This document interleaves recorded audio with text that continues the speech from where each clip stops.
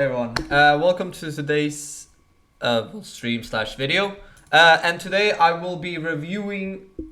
I will be doing something unorthodox, and I will be reviewing all Steam games. What the hell am I saying? All Resident Evil mainline games on Steam. Doing all of this in one go is a little bit rough without a script. But anyways, so yeah, I recently played through Resident Evil 0, and I thought this is gonna be a perfect opportunity for me to go through all the mainline games accessible on Steam and review them one by one, and giving my thoughts on them and close the chapter. Because I played through all these 10 games in the last 3 years now, and they've given me a lot of enjoyment. So I want to start off this video/stream with giving my big thanks to Capcom for making this great video game franchise, because it's been really enjoyable. I really enjoyed playing it. It was great. I don't know where else to put it. But with that out of the way, there's still some places where these games are lacking. Like, none of them are perfect. They all comes with their ups and downs. Some more downs and some have more ups than others. So I will be going through them now, pretty much. I should probably start with giving like a little bit of background on me and Resident Evil. So it started in 2020 because that was the first exposure I had to Resident Evil when Resident Evil 2 Remake came out. I saw a bunch of my favorite YouTubers playing it. I was like, I'll give it a try. So I bought the game and I started playing. I think I finished like one playthrough and then I got bored. So that was my first time playing Resident Evil. And then a year later, on my birthday, a friend of mine bought me Resident Evil 4, the original. It was supposed to be a surprise and thinking, like, he said, I'm gonna buy you a game, but he didn't say which one. So at night when I redeemed the key, it turned out to be Resident Evil 4. I was like, sure, I'll give it another go. I played through Resident Evil 2, although I didn't finish it as I've done now. I played through it one time and then just called it a day. It's like I can't be bothered. Just went back to my Overwatch gameplay and all of that. Overwatch peasant. But then I started playing through Resident Evil 4 and it was great. I enjoyed it. I enjoyed it a lot. I played through it from beginning to end, pretty much all during that summer. It was a great game. I really enjoyed it. Although it's aged well, but the tank controls were a bit rough to get used to. Not being able to move and shoot in third person was a bit weird. One would expect you to be able to move and shoot, but well, that's that. And then a year later, Resident Evil 3 Remake came out. So I decided to give that one a go as well during July, midsummer. So I played it, and we'll go through. I'm going to review. I'm just giving you a little bit of brief history. I played through it. All right. So after finishing it, so I played through it from beginning to end. Took a little bit of break. Then came back to it. Got 100% on it. And then I went back to Resident Evil 2 and worked on that game as well. And that's pretty much it. After that, well, I pretty much stopped playing Resident Evil for like a year. And then a year later, Resident Evil 4 Remake came out. I already had all of the Resident Evil games, but I didn't play them. But then a year later, Resident Evil 4 Remake came out. And I was like, alright, it's time to revisit the franchise. So I started with Resident Evil 7. Wait, no. I started with I think Resident Evil 7, then 8, then 5, then 6, and then 4. Something like that. And then during this summer, I got Resident Evil 1 done, and Resident Evil 0 I got done yesterday. Finished it yesterday. But Resident Evil 6 I finished 2 weeks ago. Village was, I think, right before summer. As well as... No, I finished Village before I finished 7. I finished 7 right before summer. I finished 5 during my trip to Iran. And then 4, the new DLC came out recently. I finished that one as well. I think 2 weeks ago. I finished it 2-3 weeks ago. But that's my brief history of Resident Evil. I mean, let's, without further ado, I'm just going to jump right into it and start breaking this down. So I have 7 tier lists right here, okay? You might be a little bit confusing at first, considering I'm here to rate the games, you know, give them a score. But I feel like I would give the video game unjust. Like it wouldn't give it enough credit. So like right now, I might be rating Resident Evil 1 and 0 like really low on the score. But they shine in other areas, all right? So what I've done is I've come up with the idea to rate the video games in 7 different categories, ranging from, this is going to be gameplay, second one's going to be content, third one's going to be visuals, fourth one is going to be musical score, fifth one is going to be achievement difficulty, sixth one is going to be story, and seventh one is going to be an overall score based on all of these factors that I mentioned now. So like I'll go through the different parts of each video game and then give them an overall score at the end. So that's how it's gonna work. So I mean, without further ado, I mean, I could go through them in chronological order, or I'll just go through them the way they are presented right here. And start off with Resident Evil 5 then. So I did play Resident Evil 5 from beginning to end. I mean, played through it one time on stream, and then I finished it off stream. 100%ed it. So, but what I can say is that the gameplay really caught me a bit off guard, coming from, I think I played Resident Evil 5. Yeah, I mean, like I said, Resident Evil 5 was one of those games with tank controls, because it feels a bit weird. But considering the fact it came right after Resident Evil 4, it makes sense. The old Resident Evil 4, like the tank controls were still there. But in Resident Evil 6, they move away from tank controls to free movement, third-person shooter. But it got a little bit getting used to, and then you have the camera angle and all of that.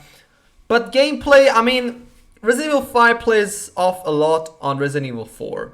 That you can like melee enemies when you stagger them. There's a bunch of different weapons you can use. You upgrade your weapons as well mid-missions. There's a feel of progression. It's not like these other Resident Evil games where like, okay, you get a weapon and then that's it. You can actually level up your weapon and you feel like a sense of progression, and then you can play through it again. And once you max out your weapon, you can like have infinite ammo weapon. So it's nice in that sort of aspect. And then you have these boss fights and all of that. But I mean, the game is obviously designed to be, tank controls. You stand still, you shoot, you reload. But compared to Resident Evil 4, it feels a lot less refined. Because in Resident Evil 5, there's a bit more, weight put on action. So at the end of the game, like reaching the end parts of the game, like the tanker or whatever you call it, the boat part, all enemies will have weapons. So like you go from a survival shooter to a third-person shooter. It's like you're playing Call of Duty in third person, but with tank control. So like you can't move while shooting, and compared to Resident Evil 6, you take damage, you took that damage. It's not like you can regenerate chunks of health like Resident Evil 6 passively. So it feels a lot more punishing playing Resident Evil 5 in that area because of how the game is designed. Because enemies going from having to come close to you and hit you can now shoot you from afar. It doesn't feel good in that aspect. But all in all, Resident Evil 5 was okay to play. Like all Resident Evil games have in common is like there are types of game that you have to get into playing. It's not like you can just pick it up and like, I'm gonna have a blast now. You gotta play it from before. So like when I see Resident Evil in my library, I'm a bit reluctant to starting the game up and playing it because it's one of those games that I have to like memorize everything or like know all the enemy types, or it's going to be a rough time for me. But like once you get started, you kind of have a hard time. What is it called? What was I gonna say right now? You have a hard time laying the game down. Like you won't stop playing it until you're done, if that makes sense. Like, hold up, just one sec.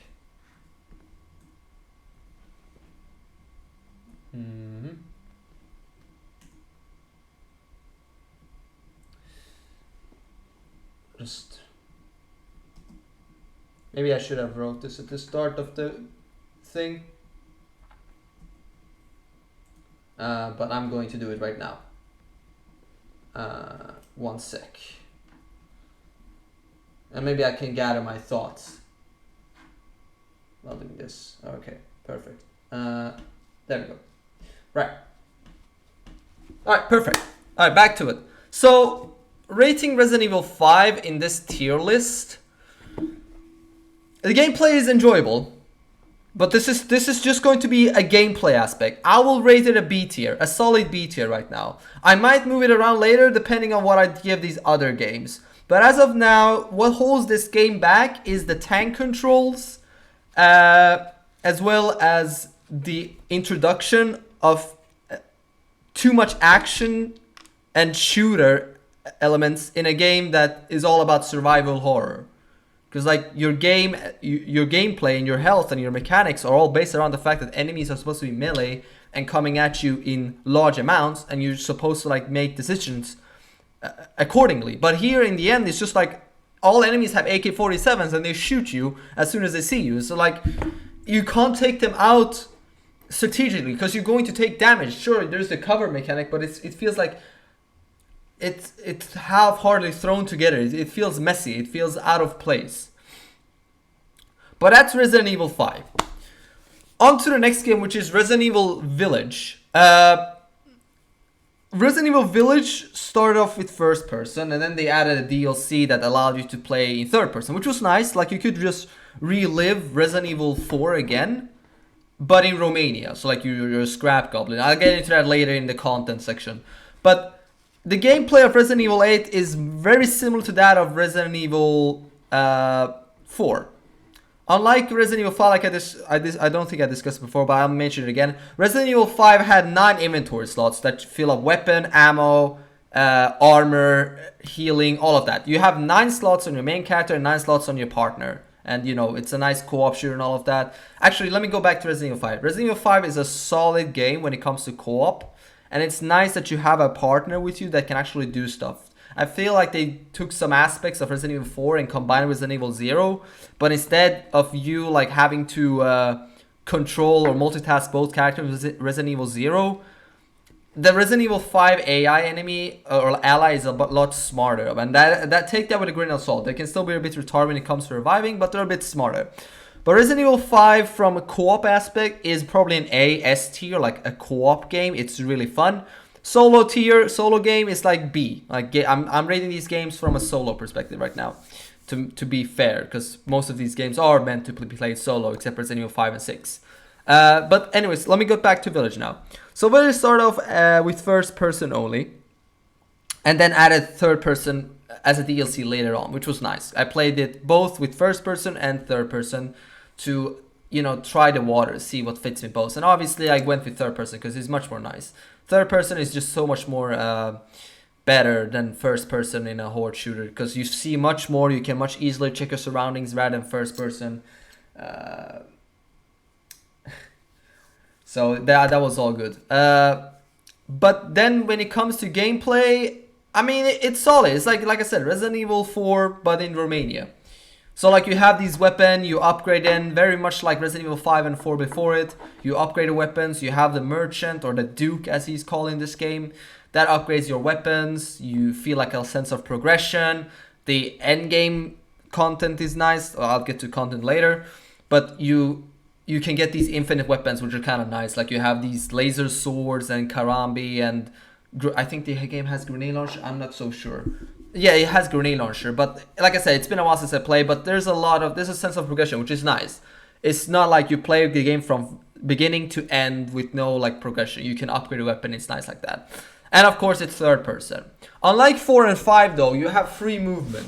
So you can move around, you can play, which they then brought back in Resident Evil 4 Remake, which is really nice. Like, I really like the fact that they did that you can just move around and play like that. And otherwise, the gameplay's solid. Like, you have the block mechanic, which is, I mean, it's meh, I guess, because you still take the damage. You rather not use block if you can, but it still neglects damage. And you know, it's alright. You have these couple of boss fights, and the game all plays out well. You still have a bit of Resident Evil elements like dodge enemy attacks and all that, keep your distance, but it plays in a lot of like Resident Evil 4 type of things, like with the weapons and all of that. And if I were to see Village in my inventory library right now, it's like, sure, I'll give it a go, but I would quickly get bored, which I go into in later categories.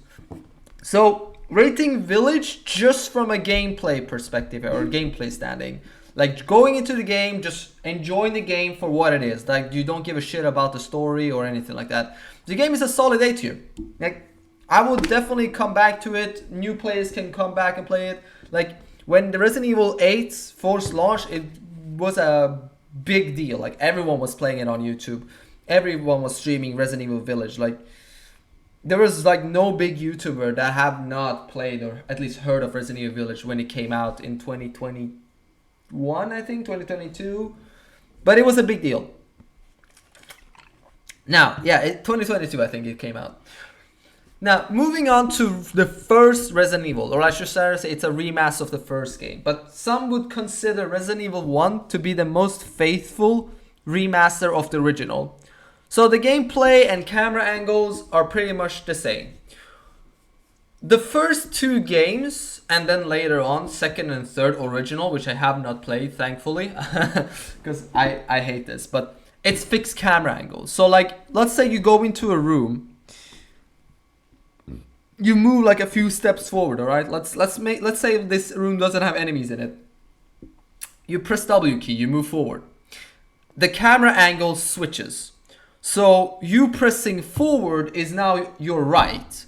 And you know, when the camera swaps like that, your first instinct is to press the D key, you know, because you move right, or like adjust your keys. So like you move in that direction because your double key is now your right and you want to go straight forward. So you swap key and that makes you backtrack, and then the camera angle switches again and the same thing happens again. Like even me, after playing Resident Evil 1 and 0 after so long, I still get messed up. Like when in certain like hotspots where the camera angle swaps, I keep trying to adjust myself. Like I'm trying to adjust me going left, going right, going left, going right. I go in circles because the camera angle keeps messing me up. And combined fixed camera angles with tank controls, it gets kind of rough. Unlike Resident Evil 4 and 5, which also have tank controls, fixed camera angles stops you from, you know, aiming yourself. So the character has auto aim, it aims for you. You don't have to aim. So like what happens is you just press right click and the character just aims in the general direction of the enemy. It's like an auto aim and shoots. And then if the enemy moves a little bit too much to the right or too much to the left, you don't hit them anymore. So you have to let go of your shooting key and fire again, or reposition if the enemy gets too close.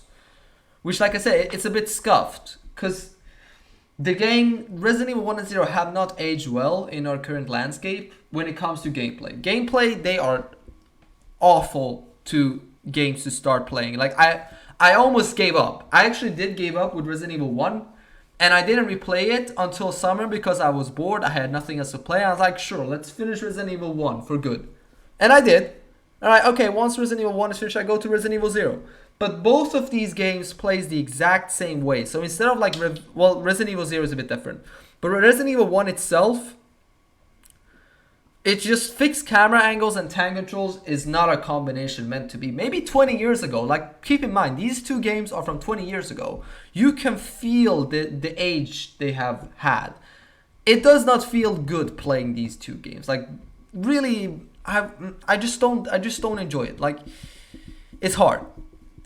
What Resident Evil 1 does better compared to Resident Evil 0 though is the fact that you have an item box. You have an item box very much like Resident Evil 2 and 3. I think yeah, only those two have it. Where you just put your items in a box and then later down the story you can open another box and all your items from the first box will have been transferred over. Which is nice. So like you can just, let's say you put some healing or some ink ribbons in your first box, and then you go to another saver and you open a box, you have your ink ribbons and your healing right there. You can just pick up and heal or whatever, which is nice. One thing I also have a bit of issues with Resident Evil 1 is the inventory. Unlike Resident Evil 5, sure you run into some inventory issues sometimes, but Resident Evil 8 in particular, you have this little crate, or like your case, very much like Resident Evil 4 original and remake, where that's where you put all your items in, excluding key items, I think. Yeah, I don't think key items are counting in that case. You just have to manage your inventory in like boxes. Like let's say ammo takes up 2 slots, healing takes up 2 slots, a weapon could take up 10 or 6, 10 or more than 10 slots, like your shotgun for example. It's like boxes, like 8 by 10 times boxes, you know, something in that. It's just imagine like a coordination system, like all of these boxes are like one inventory slot, and an item takes up different amount of boxes in your case. Resident Evil 1 does not have that. Depending on what character you play, because I played Chris on my first playthrough, you have 6 inventory slots, like 6 inventory, where you have to put in key items. Yes, key item takes slots. Ammo, healing, weapons, ink ribbons. You can kind of understand how packed your inventory will become fairly quickly. So like, you can't just run around with all your powerful weapons like Resident Evil 4 or 8 or 6 or any of those other games that came after 3. You can't just run around with all weapons. You have to make a decision which weapons you want to bring with you, because original 2 and 3 had this as well, where you only had 6 or 8 slots. You have to decide what do you want to bring with you, because then you have to pick up key items, you have to pick up healing items, you have to pick up ammo. What do you leave behind? A lot more focus on inventory management. And unlike Resident Evil 5 and 8, or well, all the games except 1 and 0, the games are a lot less linear. So like you don't have an objective marker, like when you press tab or check your menu. The game doesn't tell you where to go. You have, starting up this game, you have no clue what to do. Half the puzzles and things you have to look up, because the game doesn't tell you half the time, or like tell you what to do with the key items. So like let's say you play through Resident Evil 1 your first time. There's a lot of doors. Like you are encountered with a lot of doors. It's not like linear where Resident Evil 2 tells you go through that fuse door right there and go to the end, pick up the notebook, come back, and then Marvin tells you, hey, go that way. It's not like that. So like you start off, you have a door on your right, you have a door on your left, you can go up, you can go into the courtyard, you can go into the basement kitchen area. Like you there's so many rooms to go through, but you don't know where to go exactly. And most of these rooms have a zombie or 2 in them, which, like I said, it's fixed camera angles plus tank controls. Like you can hear the zombie, but you can't see him because your camera angle is behind you and there's a wall on your left and the zombie is behind that wall. So when you turn the corner, the camera angle swaps and lo and behold, the zombie just takes the chunks out of your health and now you're cautioned. Congratulations. So Resident Evil, although it did something nice where it bring the item box back, unlike Resident Evil 0, because, you know, I played Resident Evil 0 yesterday, so it's a bit of like a mixed chronological order here, even though Resident Evil 1 is the first game of the franchise. The game does not play well. You will not have a great time playing Resident Evil 1 as your first game. Definitely not. So with that out of the way, I have to put Resident Evil 1 in E tier. Like it's horrible. I don't know where else to put it. It's literally horrible. It made me quit because, like I said, you have no clue where to do, what to go, what to do, where to go, any of that. It's rough. Plus, combine that with fixed camera angles and, you know, pretty punishing enemies that can do some heavy damage on higher difficulties. Don't get me started on the zombie dogs. I hate Cerberus dogs. They are the worst enemies in this game, I think, by a long shot. Cerberus and Crimson Reds, worst enemies ever.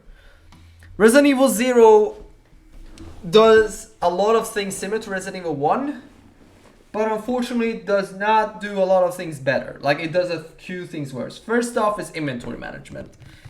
Instead of you putting your items and such in an item box, which you can access later on in the game has a drop function. So you have to drop off items, okay?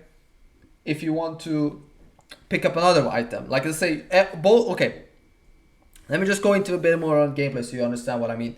Resident Evil 0 have you multitask two characters. You have Billy and Rebecca, or Wesker, spoiler alert if you play the DLC.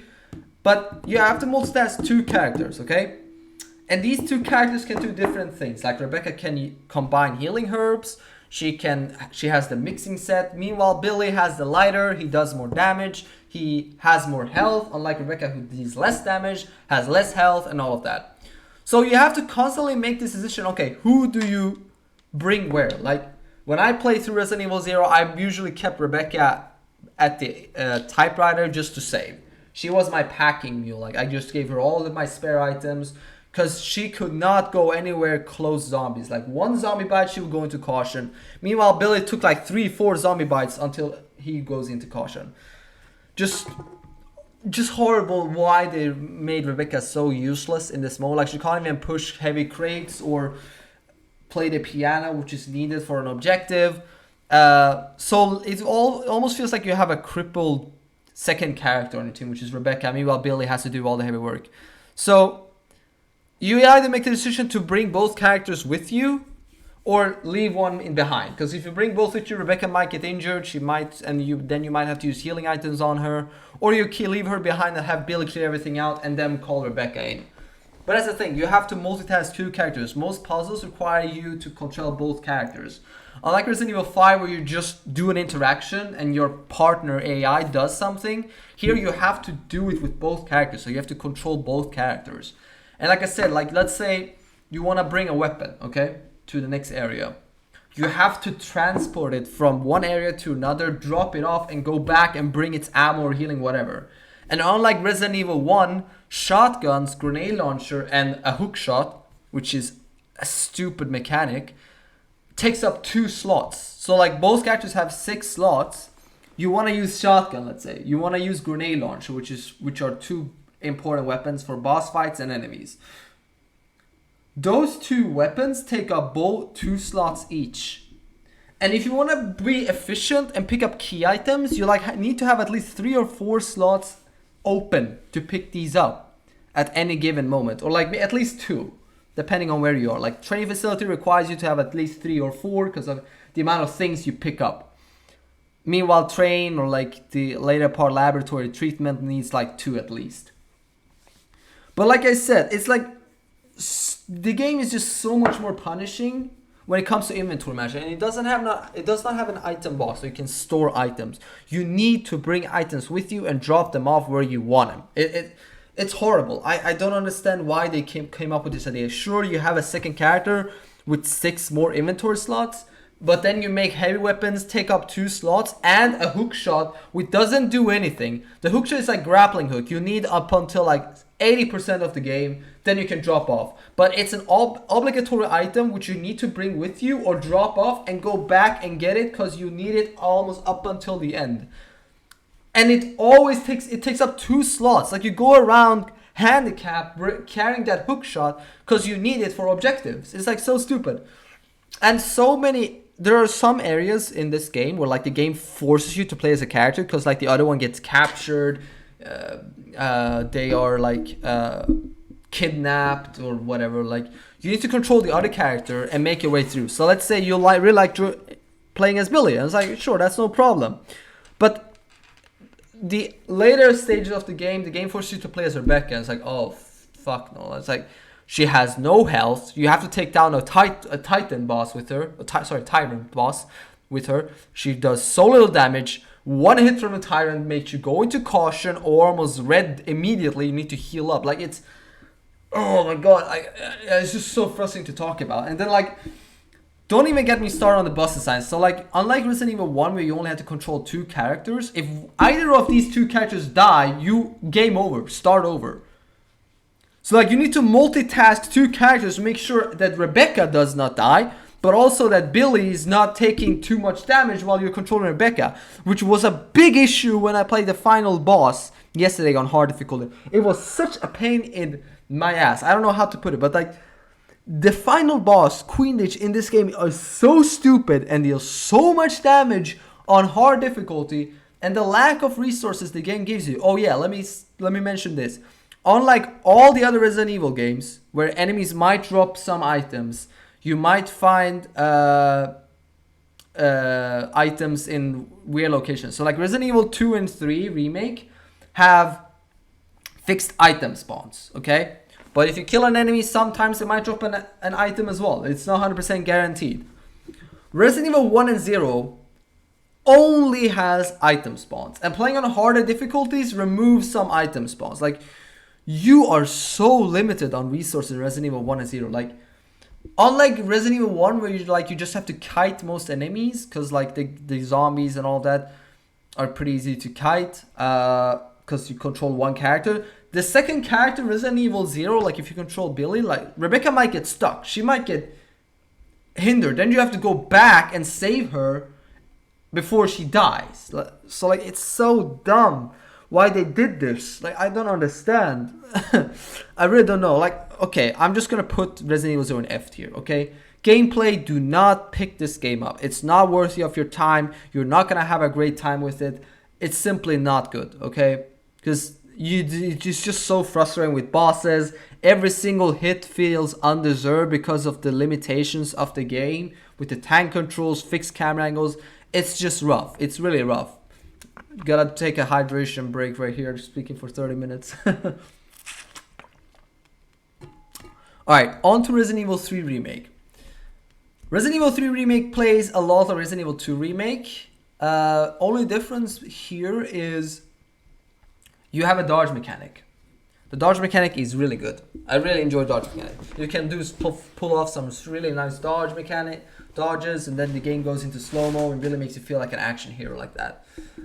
It has some few quick time events, which, you know, is a throwback to Resident Evil 4 and all of that. But Resident Evil 1 and 0 did not have quick time events. Oh, speaking of quick time events, we should go back to 5 as well. 5 had some quick time events. Some of them were like insta-kill ones, where if you miss up, you die. But the quick time events were at least reminiscent of Resident Evil 4's quick time events, so they weren't too bad. Unlike Resident Evil 6, which we'll go into later. Resident Evil 3 Remake is very linear, first and foremost. It's not like the original Resident Evil, where you can just explore a lot of different ways. But also it's appreciated that it's maybe not too overexplored, because then it might suffer the same issues Resident Evil 1 and 0 had. But maybe they help it out with an objective mode, because Resident Evil 3 has an objective mode, like go here, do that. Unlike Resident Evil 1 0, where you're completely clueless what to do, when to do it, because your first playthrough on those two games are super rough. Me and Resident Evil 3, first playthrough is a cakewalk. Like, you know exactly what to do, when to do it, and all of that. And Resident Evil 3 has... Resident Evil 3 has the same inventory management like Resident Evil 2, where you have slots. I think you start off like with 8 or something. And very much like the original, like you start off with 8, but then you can get an inventory upgrade items. Like you have these hip pouches that upgrade your inventory by 4 slots. So at the end of the game, you'll have like maybe 14 slots or something, 16 slots. Which then at that point, like you don't even have to do much inventory management. It's just at the start of the game before you get that first 1 or 2 hip pouches. It's a bit rough because weapons in this game do pick up 2 inventory slots, but it's not too bad considering like key items, even though they are putting your slot inventory, you get so much more inventory space later on that it doesn't really matter much. And you have the item box, and you don't feel like you have to bring resources with you as much because, like I said, the game has a dodge mechanic. You can easily just dodge enemies and run past them, you know? The game also has the flash and grenade escape. So like if an enemy grabs you, you can just shove a grenade or flashbang in their mouth or throw a one at them to save your life. Because some of them are insta-kills. Some of them are just damage, you know? So like you just stuff it in. Very much like Resident Evil 2, which is nice. Resident Evil 2, meanwhile, had the knife. But we'll get to the knife here in Resident Evil 3 as well. They remade the knife. The knife in Resident Evil 3 has now infinite durability, which is nice to like pick off zombies on the ground, very much like Resident Evil 1. 0 is a bit underused. Like 0, you just dump the knife straight away. It's useless. It's a waste of space. You don't even use the knife at all in that game. But in Resident Evil 3, it feels like, okay, the knife has a place. Like you have a good usage out of the knife. You can, instead of wasting bullets on zombies on the ground, just knife them to death, which is nice. You save bullets. So Resident Evil 3 has that bit of like survival horror to it, considering the fact that you also get Nemesis chasing you. Also, oh man, like when I came back to it now, I always forget something, but I should mention insta kills, okay? So Resident Evil 3 has a bunch of insta kills. Like if Nemesis grabs you, you get insta kill. If a tentacle enemy grabs you, you get insta killed. Like you just get let's just say something unpleasant happens to you and all of that, and then you have what else? Like there's a bunch of different enemies that insta kill you. I think hunters might also insta kill you. They do like the swiping animation. Resident Evil 1 and 0 also had insta kills. You have the frog in Resident Evil 0. You have Hunter. But Resident Evil 1 is the biggest offenders to insta kills. You have bugs that if they grab you and you don't have a defensive item, you're dead. Hunters, they do this jumping animation where they cut off your head. They just do it like half the time. Half the time you face a hunter Resident Evil 1, they do this jump animation where they proceed to insta kill. Like it's so brutal when it comes to insta kills, because when you go for these no save runs, which I go through in the later tier list, you can really feel those insta kill ruin it for you. But Resident Evil 3, meanwhile, it's a third person, free movement. It has a survivor horror to it. First playthrough is great. A bunch of enemy variation. I mean, it's a solid. I think it's a solid B tier. It really is. Like just from a gameplay perspective, it's a solid B tier. It feels fluid. The game is nice. Actually, yeah, I'm gonna put it with A tier with Resident Evil Village. It really is a nice game. It really plays well. I'm okay. No, I have to move down. I'm sorry. I have to move down because later on I just realized we have Resident Evil 4 still. I can't put it that high up because it's not that worthy. But it's still a great game. It plays really well. It plays really well. You'll have an enjoyable time with it when it comes to gameplay. Although, like, I'm comparing Resident Evil 5 tank controls, Resident Evil 5 tank controls weren't too bad because you still had a lot of like quick weapon swap speed and all of that. Like you had options. Fixed camera in Resident Evil 5 wasn't too bad as 1 and 0 or 4. Well, 4 was also pretty okay as well because you have the melee attack. Resident Evil 3 has the dodge. As long as you have like a different like mechanic in the game that gives the game an additional layer rather than just standing still and shooting like Resident Evil 1 and 0, the game it has some replayability. It gives you that feel of like badassness, like you really like what you're doing, if that makes sense. Like the gameplay is enjoyable. So Resident Evil 2 now remake, it came out I think a year before remake 3, and they copied a lot of things from remake 2 into remake 3. So like you have the RE engine, you have the gameplay, you have the enemy animations, the graphics pretty much look the same. Resident Evil 3 has a couple of more enemies added, I suppose, but also they cut a few enemies from Resident Evil 2, like the plant enemies, I think. Yeah, the plant enemies weren't there. All in all, it's a bit of a copy-paste from 2, but they just added dodge mechanic. And 2, like I said, if 3 plays well, so does 2. Like, I don't know what to say. And 2 also has the knife where you can like escape grabs and all of that, although it wears down the durability of your knife. All in all, these two games play pretty much the exact same way minus the dodge in 2. But they both feel like super solid games to play. Like you pick them up, you play them, you enjoy your time. The reason why I simply did not enjoy my first playthrough of 2 was maybe because I wasn't that Resident Evil fanboy I am today, if that makes sense. Like the game just didn't click with me because I was so used to playing horde shooters like Left 4 Dead and all of that, and you know PvP, that this just didn't, it wasn't up my alley, you know. All right, but on to the, so yeah, that's pretty much the game summarized. And very much Resident Evil 3, the game has a chase mechanic where like you have this unstoppable force chasing you that you still have to dodge while you're in the police station. You have the sewer area, which I hate, which I'll go into on content. All in all, a good game. Like, I don't know what to say. Like, it really has a survival horror. Like, you have to keep your distance, make sure you're not overwhelmed, because you can die pretty quickly. Like, both zombies can tag team you and bite you down, take double damage. I think that was in Resident Evil 3 as well. I'm not too sure. But, like, you need to make sure, like, you just don't get overwhelmed by enemies. Now off to Resident Evil 4, which I discussed when I discussed Resident Evil Village. Resident Evil 4 revolutionized the video game genre when it came to gameplay. Like it really laid a foundation for the third person shooters you see in a lot of games like Gears of War and like third person shooters. It really revolutionized the genre in general. And this was the first step Resident Evil made to moving away from action games. Like, first of all, let me just put it in A tier. It's a solid game. The only thing holding it back is the fixed tank controls. Like, for some, the tank controls is a make or break. I got used to them. But it's still annoying at times that Leon can't move and shoot at the same time. It just doesn't feel right. But the game was designed from the aspect of you not being able to do that. Because if you could, I mean, it would break the game balance. Like you saw in RE4 VR, where you had free movement. Like the gameplay was just broken. You could just move around enemies and reload and shoot at the same time. You were basically unstoppable. But very much like Resident Evil Village, because Village obviously copied 4, you have the case, which is your entire inventory. Like you don't have an item box or that. Like if there's something you don't want, you sell it to the merchant. Simple as that. Thank you.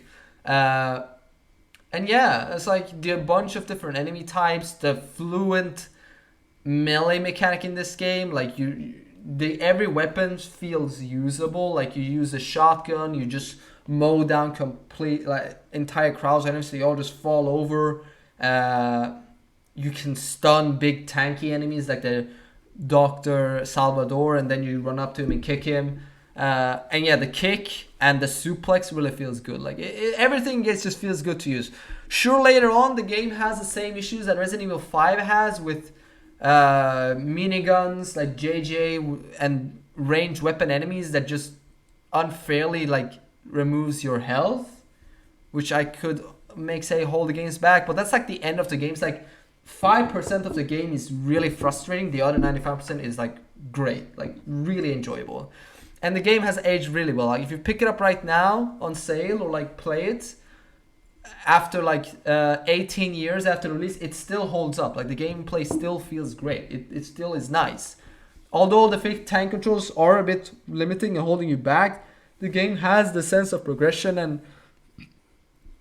that fluidness to it that just keeps you hooked. You just want to play more, just want to finish the game. And now on to the biggest offender among these like modern games, which is Resident Evil 6. The biggest issue I have with Resident Evil 6 is it plays more like Call of Duty, but with shit controls. So like the game has space as you run. And let me just say that space is probably one of the worst decisions to have run as, because it's also your like take cover, jump over cover, climb up button, like all of it combined in one. So like if you press space during a firefight, like, or hold it down to run away from enemies, you might vault over obstacles or do some weird type of like movement you didn't mean to do. So like half the time, unless it's a straight road forward, you're never using the run mechanic, because it messes you up more than it makes you go faster, because you end up vaulting stuff you never meant to vault. Like you just don't really feel like it's useful. Like it messes you up more than it helps you, if I should say, put it like that. Just not a great usage of that mechanic. Like it's just really weird controls. And then in general, like the game plays like a shooter, okay? So 90% of enemies in this game, like you have Leon campaign, which is alright, you face zombies, but all the other 3 campaigns, you face Javo, which is like this new enemy in this game, which are affected by the C virus. They all have guns, okay? They all have guns. They don't play like zombies. They don't walk mindlessly towards you. They have guns. They take cover. They advance like enemies, soldiers, and they shoot you. And guess what? When shooting you take damage in a game with limited healing resources. So it doesn't feel good, because Call of Duty or other games, you regenerate health after being outside of a firefight. Here you do that, but with chunks, okay? So if a sniper shoots you, say goodbye to that chunk health. Or like a heavy attack, goodbye chunk health. The only thing you will recover is if you take limited amount of firefight damage, and then you might recover the health. Like maybe, because once you're in a firefight, it's kind of hard to get out of it because, you know, enemies have guns, they flank you, and they do all kind of shenanigans like that. And Resident Evil 6 is another co-op game, and there's a bit of a like dedicated fandom to it. But Resident Evil 6 is more like it's a game you can play with randoms and have the pretty much same experience if you play with a friend. Because Resident Evil 5 is much more designed because with tank controls that you play with a close friend, like on voice chat. Meanwhile, Resident Evil 6 you can play with a random and it plays out the same way. Like it feels like two randoms doing their own thing. Meanwhile, in Resident Evil 5 you have to cooperate a lot more. It feels like just to, you know, set up a position, shoot down enemies, and it's not as like fast paced as Resident Evil 6 is. Resident Evil 6 is a lot more fast paced. It has a weird melee function, like you have a melee bar, like 6 power gauges, or is it 5? That you can just, instead of shooting enemies, you can just walk up to them and start milling them. Like it just feels weird, like seeing enemies just, or seeing people just not use their guns and just walk up to enemies and start punching them and throwing them at the wall and shit, bashing their heads in. Because usually that's a finishing move. It just doesn't feel right to walk up to them just doing that straight away, you know? Because when I played it through my first time, like I played through the entirety of college or university, whatever the hell the first map is, just by punching things. Like I didn't use my gun. So at that point, why even have a gun? The inventory management is a little bit more like Resident Evil 5 in like you have slots, but you have limited amount. So like every weapon takes up its own slot. Like weapons have a separate slot category.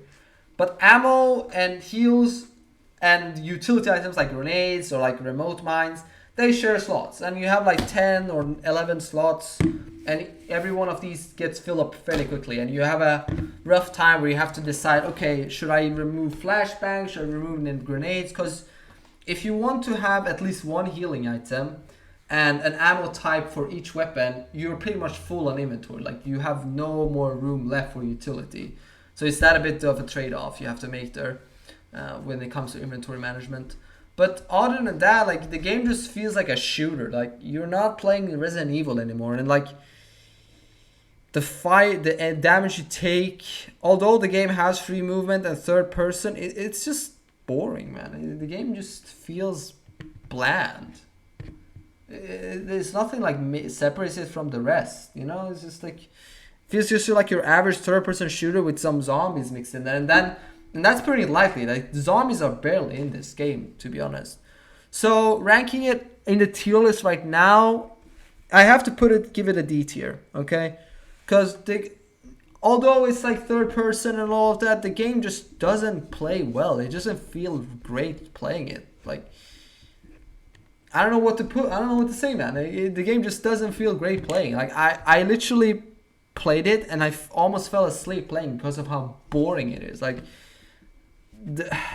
I don't know. I really don't know how is to put this game. And like I said before, the game has a lot of quick time events, like a lot of them. Like you run towards the camera, there's a shit ton of stuff exploding behind you. There's like run away from big bad enemy. Meanwhile, you have to crouch slide under obstacles or you die. Repeat the section, like a lot of that. Resident Evil 5 had like one of those sections where you had quick time events and you had to run away from a big enemy. This game is jam-packed with them, okay? There's a shit ton of them. Yeah, I don't know. And sure, the game also has some controllable vehicles, but they just feel really basic. It's like you just move around on the screen, like you go up right, you go bottom left. You just move around like that and shoot. It's like there's no bigger layer to it. Yeah, and that's that. And now Resident Evil 7. Resident Evil 7 has a similar type of inventory like 2 and 3. But this time around, well, yeah, no, scratch that. Both games have key items take up an inventory slot. So like if you want to have a scorpion key to open up a door, well, you gotta spare like an inventory slot for that. The game also is nice for you to like have a discard system. I'm not too sure Resident Evil 1 and 0 had the discard system, like you have to carry the item. Resident Evil 0 you could just drop it. Resident Evil 1 you have to carry it, even though you have no more use to it. Well, no, wait, Resident Evil 1 I think had discard. I'm not too sure. It's been a while since I played it. But Resident Evil 7 is nice in the fact that you have the discard, but early on in the game you have trouble with inventory, very much like 2 and 3. But later on, you get inventory upgrades, and then you can just carry everything with you. The game also has like an item box. You store items in you don't need, and then you pick them up at the later stage of the game, which is also nice. Very much like 2 and 3. The game has a first-person take on the genre. This is a first-person game on the genre. Like, we went from tank controls, fixed camera angles, to third-person tank controls, to third-person free movement, and now first-person free movement, where obviously if you were standing still, you were aiming a lot more precise, while moving around makes it a bit more, your accuracy would be a lot more janky. Now when you're talking about accuracy, Resident Evil 5 and 4 had like a hit marker, like you had a red dot sight pointing where you were aiming. Resident Evil 6 has a crosshair, and in that crosshair is a red dot sight which moves around, and that is where your bullet is actually gonna go. Like, it's so stupid. Like, why even bother giving the crosshair if the bullet is gonna go on the red dot sight? Like, it doesn't make sense. Like, so much to hate about this game, man. But I still have to rank it higher than 0 and 1, because you can still play the game, because it plays like any other shooter. Meanwhile, 5 and 0 and 1, you have to get used to fixed camera tank controls. Like, it's so bad. Like, I can't. Anyways, 7.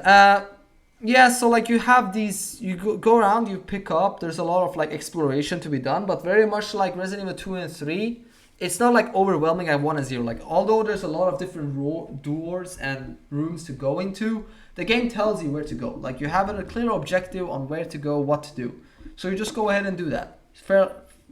Pretty fair and simple. So all in all, I think I ranking Resident Evil 7, I think I rank it on the same level as these other ones. Like, these are like the base you want to go for. Like, these are all solid games that you can just pick up and play and have a great time. Yeah, well, okay. Although, man, I have to move it down, because it's really hard to keep 5 gameplay on par with everyone else, because it makes these look bad. I wouldn't say look bad, but they are on a different level. Like, the third person free movement is just so much more fluid than third person fixed tank controls. It's just so much more fluent. Although 5 has the satisfying parts of you meleeing enemies, the tank controls just ruin it from time to time. Like, you not being able to move and reload is a big miss, in my opinion. But like, yeah, I don't know what else there is to say about 7. 7 plays like 2 and 3, like, except first person. You don't have the escape with like grenades and all of that, but you feel like you have a lot more agency with your resources. I don't even think the game has grenades and flashbangs. No, it doesn't. It only has a grenade launcher. But yeah, I mean, it's a solid game. It's a solid game. The gameplay it has a nice feel to it, and with some horror elements mixed in here and there, which is a big part of Resident Evil. But they kind of like dropped the ball on horror like after 2 and 3 maybe. 1 and 0 had a bit of horror in it, but their horror consisted of, big, loud, ominous noises when enemies spawn. And now for the big grand finale. I mean, I don't know what to say. Resident Evil 4 Remake gameplay is just so fluent. It combines everything from before and just makes it so nice. You have the knife where you can, knife enemies on the ground. Resident Evil 4 had it too, but it was a bit more clunky. But here you can also like, hit projectiles midair, stopping them from hitting you. Like, it just feels so much more fluent playing Resident Evil 4. Like, I took a long break because it's been a while now since I 100%ed it. I came back to play Mercenaries, and I was like, wow, this is actually enjoyable. Like, I'm enjoying my time here playing this. It's just overall really good. Like, I don't even know if I need to move into the inventory system, because the inventory system in 4 is the exact same as original Resident Evil 4, and a little bit of 8 as well. Like, they took their knowledge of Resident Evil 4, the original, and their experience from 8 and created 4, the best of both worlds, really. Only thing that I might hold it back on gameplay, I guess, is that you don't have to manage your inventory yourself anymore. Like, you don't have to strategically put items in the right place. You just click on an auto sort button and it just sorts for you. Like, done. It's not like you have to spend a good like minute or 30 seconds figuring out how to best place items strategically to fit in the most amount of stuffs in your inventory case. It's not like that. Just press a click of a button and it's all done.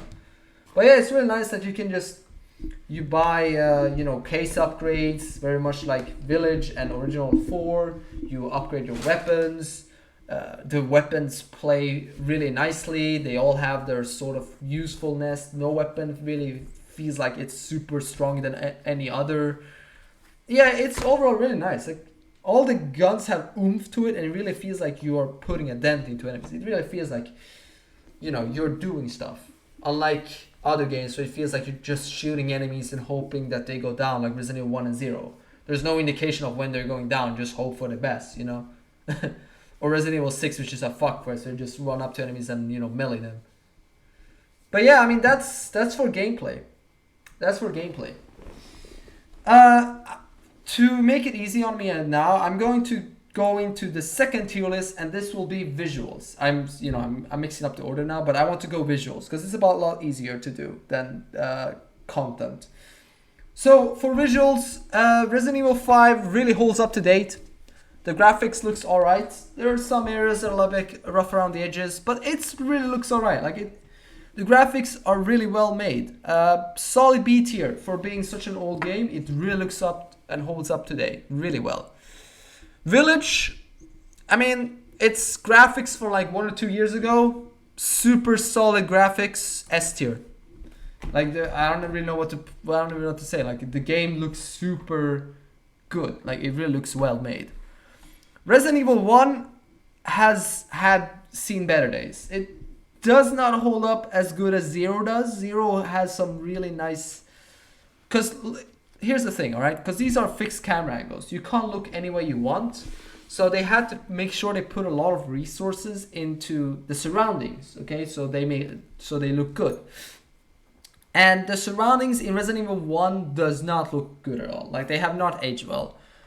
They are not super doo-doo, like they're not pixels, but they are not solid as well. The only redeeming factor the game has, it's maybe its character animation. Like the characters, they look good.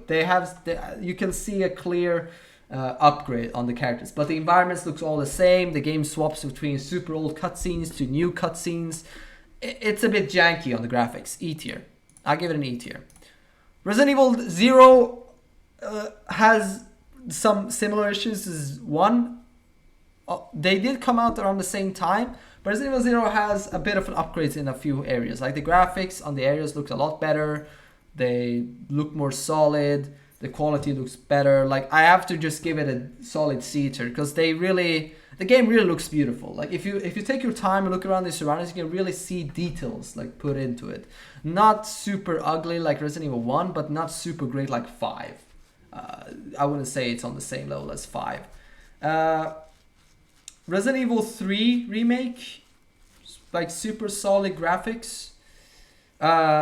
It even I think upped this scenery and like lightning in some areas. Like the character animation looks a little bit more polished than 2, so I think I'll give it another S tier as well. Like just graphic wise, it looks great. Like the game just facial animations, all that. 2 A tier. Like it's a bit rough. You can see that the RE engine still have not, fully adapted to facial animations. So some faces looks a bit off. Like Chief Irons is maybe like the biggest offender, I would say. And all of it just like looks super shiny in my opinion. Like some faces are not supposed to be as shiny. Like Resident Evil 3, they toned it back a little bit because you can see a lot of dirt and all that. But like Claire's face from time to time is just like super bright and shiny. Like Marvin Brando's beard just looks weird. Like in my opinion, it's just you can see they had a bit of an issue with hair textures and facial animations in Remake 2. 4, I mean, Capcom really put their heart and soul into 4, man. Like the hair, the clothes, moving. Actually, jiggle physics if you want to include that. But like visuals, although the scenery is not maybe as great as 5, it makes up for it in character lip sync, character animations, facial textures, hair, clothes. Like, I mean, Ganado's faces are nothing to like, say, wow, this looks really great. Not like that at all. But more of the fact that, like I said, the facial animations and textures, they really up the ante, which they also brought back then in 5. But all in all, considering 5 came out like what, 1 or 2 years after 4, like there wasn't many big graphical changes to the environment, more so to the facial expressions, the character themselves, the graphics like that. Resident Evil 6 somehow, okay, speaking of Resident Evil 6, it took a downgrade. I don't know what it was, but I heard some people say that Capcom was going into bankruptcy around this time. And you could tell, like, it's like, how do you manage making the graphics look worse after 5? Like, 5 looks more polished on facial animations. Like, you even have nails. Like, the nails on the characters look solid. Meanwhile, 6, then they don't even have nails. Like, the nails look like doo-doo. It's like just a bit of texture colored on their fingers. It's like you can't really make out the nail. Like, it just does not look good. It does not look good at all. Like, I don't really know what Capcom was thinking when they did 6, man, but the graphics sure was not its strong side. It was not its strong side at all. Moving on now to Resident Evil 7. Resident Evil 7 shares a lot of Resident Evil 2 when it comes to hair textures. Like, if you look at Mia, Marguerite face looks a bit off. Jack Baker's beard and hair looks also a bit especially face looks a bit off. Like, a lot of it is, like I said, shiny, because like I said, the RE engine did not have time yet to adapt. So like some faces and skin just looks super shiny when it's not supposed to. Like, I feel like it was made like in Blender, if that makes sense. Like it just feels off, if that makes sense. The RE engine has not fully adapted yet to like the likes of Village and Resident Evil 3, so it looks a bit off. And then we of course have Village, another S tier, like a Village just knocking out of the park here when it comes to graphics. 2023 graphics looks super great, cutscenes super polished. I mean there's really nothing else to say, man. And like they finally fixed the hair thing and the right colors on faces and lightning in areas. It just looks super great. It really just looks super great, really. No complaints here, I would say. All in all, super solid on the visual department. And now we move on to content. So for content now, I will include the entire game, the duration of it, as well as DLC. So Resident Evil 5 is jam-packed with content, especially if you play with someone else. You have two average length DLC, which is Lost in Nightmares, which is like an hour or 2 you spend on it to get all the achievements as well, which is all right. It moves back to the Resident Evil 1 feel of like door opening animations come back, and like there's an Easter egg that if you interact with the door entrance 3 times, you get the fixed camera angles type of thing to it, which is all right. It's all right. And then you have the other one, which is Desperate Escape, where you play as Jill and Josh, the 2 partner type of things. Yeah, Resident Evil 5 is designed to have yourself and a partner. So yeah, you just do that, a lot of enemies and all of that. And then you have the main game itself. And considering the fact that you have these upgradable weapons, the game just gives a lot of more replayability, because you want to max out all your guns, you want to get the infinite rocket launcher, you want to get the infinite magnum, you want to get all that good stuff. You want to max out your character and weapons and get the minigun, you want to get the infinite crossbow, not crossbow, it's just a normal bow, but still, which is nice. And for content itself, the game has a bunch of different enemies. You have these tribesmen, you have Magini in the first area of the game, and then you have soldiers in the later areas of the game. And that's pretty much it. Those are like the 3. Then you have gators, you have I don't know what the flying bug enemy type.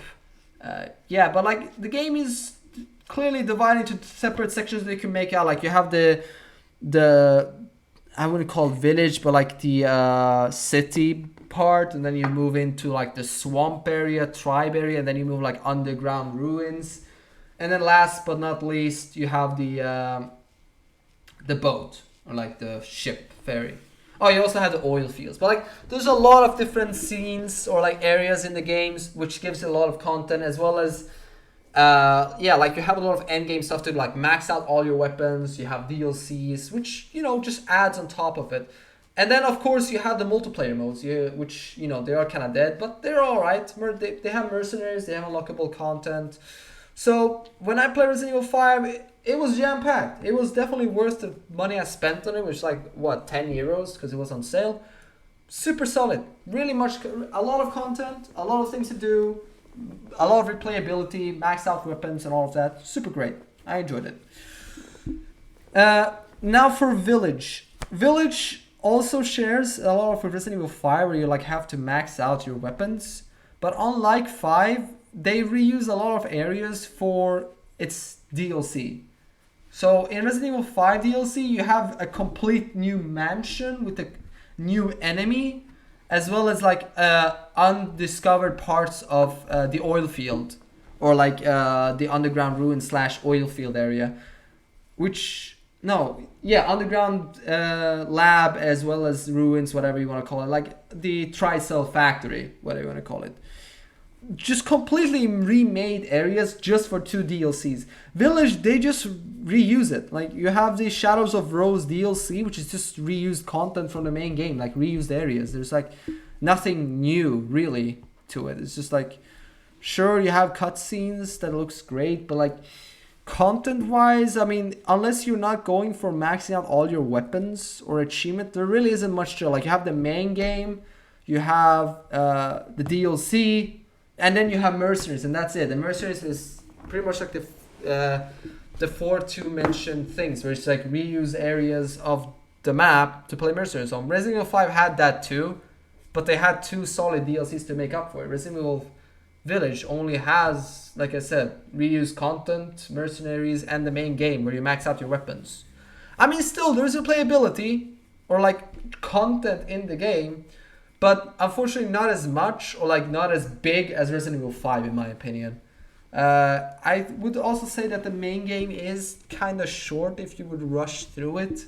So I will have to put it on the A tier. It's a bit of a downgrade, but if a game has end game content where you max out guns and unlock new guns, then there's an incentive to play it again and again to max out everything. And that, in my book, that's cool. That's cool and all. Resident Evil 1, although I did not enjoy the game itself, well, that's a bit of a weird thing to say considering I've finished it 100%. The game has some fair amount of end game content. It has Real Survivor, which is like super difficult, where your item boxes are no longer linked together. So like if you left something in an item box, you have to go back to that specific item box and get it and bring it to the new item box, if that's what you want to do. Very similar to Resident Evil 0, alright? The game also has a different mode called Invincible Enemies, which, like it says, all enemies are invincible, so you need to memorize where all the enemies are in the game if you want to kill them or avoid them. The only way you can see the enemies are through reflections, so like puddles in the water or like mirrors, which is nice. So like you still have some way to detect the enemies. But all in all, it's just like the same game, like you just play through Resident Evil, but with some modifiers, so like in a higher difficulty. Sure, you also have the ways that you can unlock DLC weapons. I think the game has DLC weapons you can unlock. I mean, you have the Stars and all achievement. I think the game has DLC weapons. I just have not used them. I think it has the grenade launcher, rocket launcher, sorry, which looks really goofy. But all in all, like if you just want to play something new and like have content to play with, I wouldn't say this is the game for you, because it really isn't much content. It's just like, okay, it's the main game but with modifiers, and that's pretty much it. Like you have some post-game stuff to do, but other than that, there really isn't much to Resident Evil 1. There really isn't much. D tier. Resident Evil 0 shares the same issue with Resident Evil 1. you have the main game, you play through it. Then you have the second modifier, which is Team Wesker mode, where you play as Albert Wesker, which I really like. You bring back Albert Wesker from Resident Evil 5, and he takes the slot of Billy. In cutscenes, they will still play the Billy voice lines, but at least they brought some Resident Evil 5 voices. I don't know if DC Douglas reprised his role as Wesker to make Resident Evil 0. I don't know, but like he says some voice like, I don't need this right now, or something like that. Like, wait here. Now is your time to show yourself, or something. Like, just that really cool DC Douglas voice. And it's like, I mean, I like it, but all in all, there isn't much. So like, the only like post-game content to do is Leech Hunter.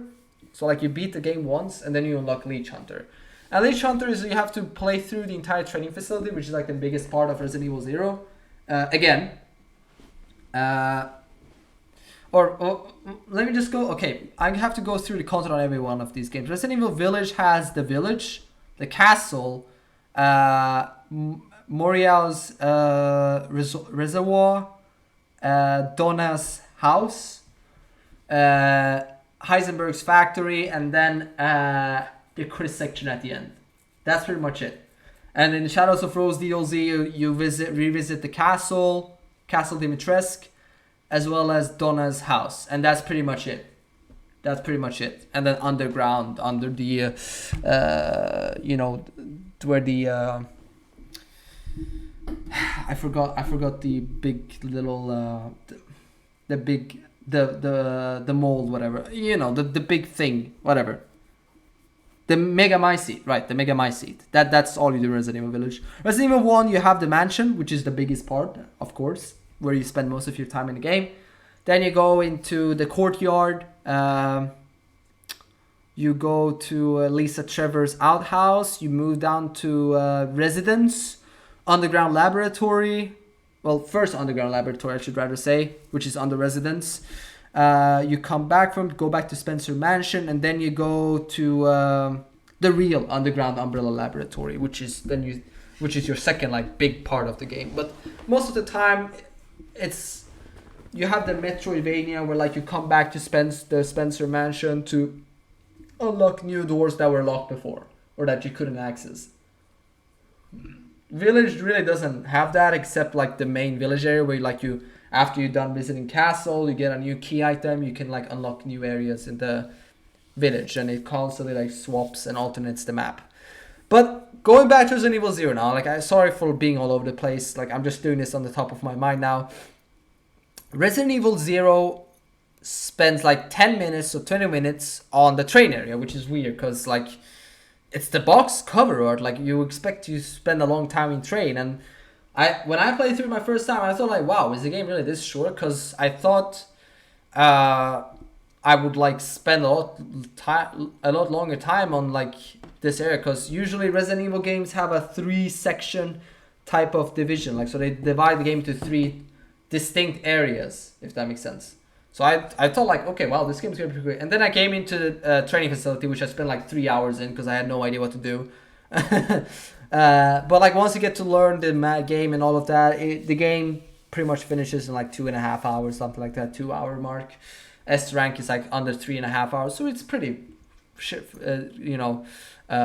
pretty generous on time. Resident Evil 1 is like 1.5 hour, 2 hours, something like that. Under 2 hour, I think is the time for you gotta beat it. Village, something similar. I think I beat it on like 1 hour and 50 minutes. Resident Evil 5 doesn't have a time limit, so you just play through it and enjoy the game because it's a looting game. You break all the crates, loot the game, and all of that.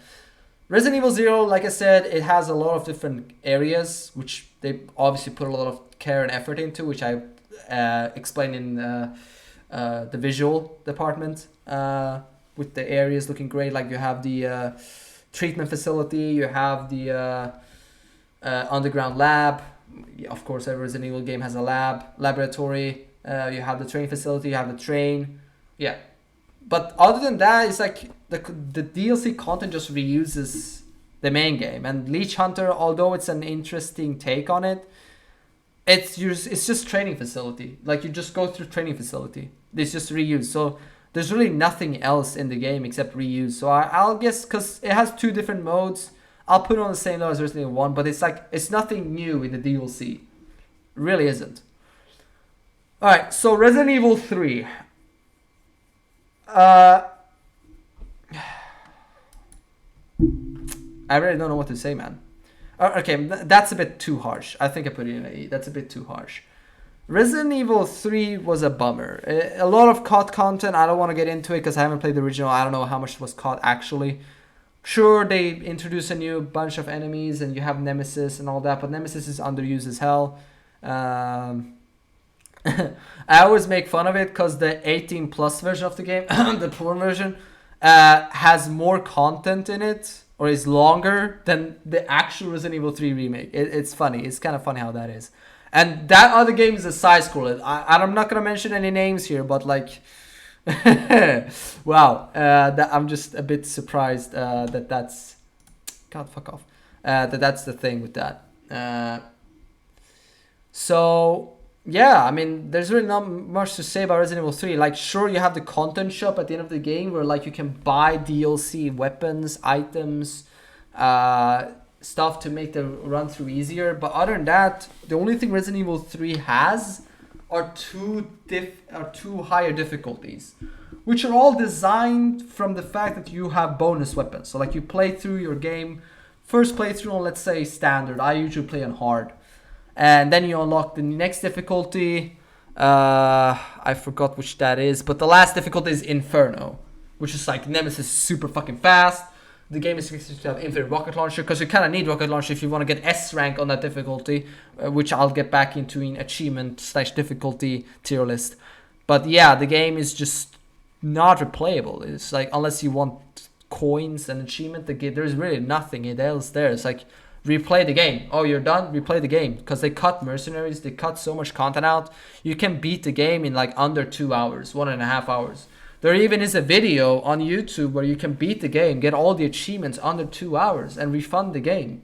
Like, the game is just so lacking on. Okay, considering I just mentioned that, I'm sorry, I just have to put it in F tier. There really isn't much content at all. Like, there's nothing there. There really isn't. Okay, no, because he has a modified version. I put it back in E tier because you have to unlock the hard difficulties first. But still, if you play the game quick and efficiently, you might have like a maximum of 10 hours enjoyment out of it. If you're a hardcore Resident Evil fan and you speedrun it. Like, that's it. There's nothing else to it. There's nothing else. Resident Evil 2, on the other hand, it also has the bonus shop like Resident Evil 3, because Resident Evil 3 copied Resident Evil 2, like you see in the thumbnail and all of that. It has the DLC weapons. It has a content shop. But Resident Evil 2 has a lot of DLCs. So like you play as Hunk, where they reuse parts of the map.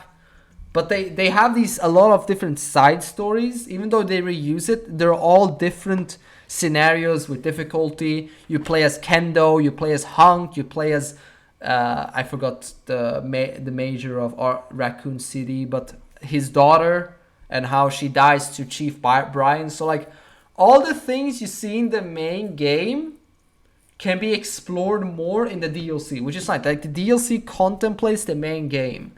It shows like Kendo and how he struggled after his daughter died, and like him trying to make a desperate escape, and Hunk getting the vial back to Umbrella about the G virus. You play as the sheriff at the start of the game, where he dies to a zombie after tying him down in the gas station. And then of course you have the main game, which is a sizable punch. It packs a lot. It packs a lot, in my opinion. It has a bunch of content for you. You can replay it. You have Leon A, Leon B, Claire A, Claire B to get like the secret ending and all of that. So all in all, it's a really solid game. The game doesn't have mercenaries, no. I don't think it does. It's been a while since I played. I think it only has the DLCs. But all in all, really good. It's jam-packed with content.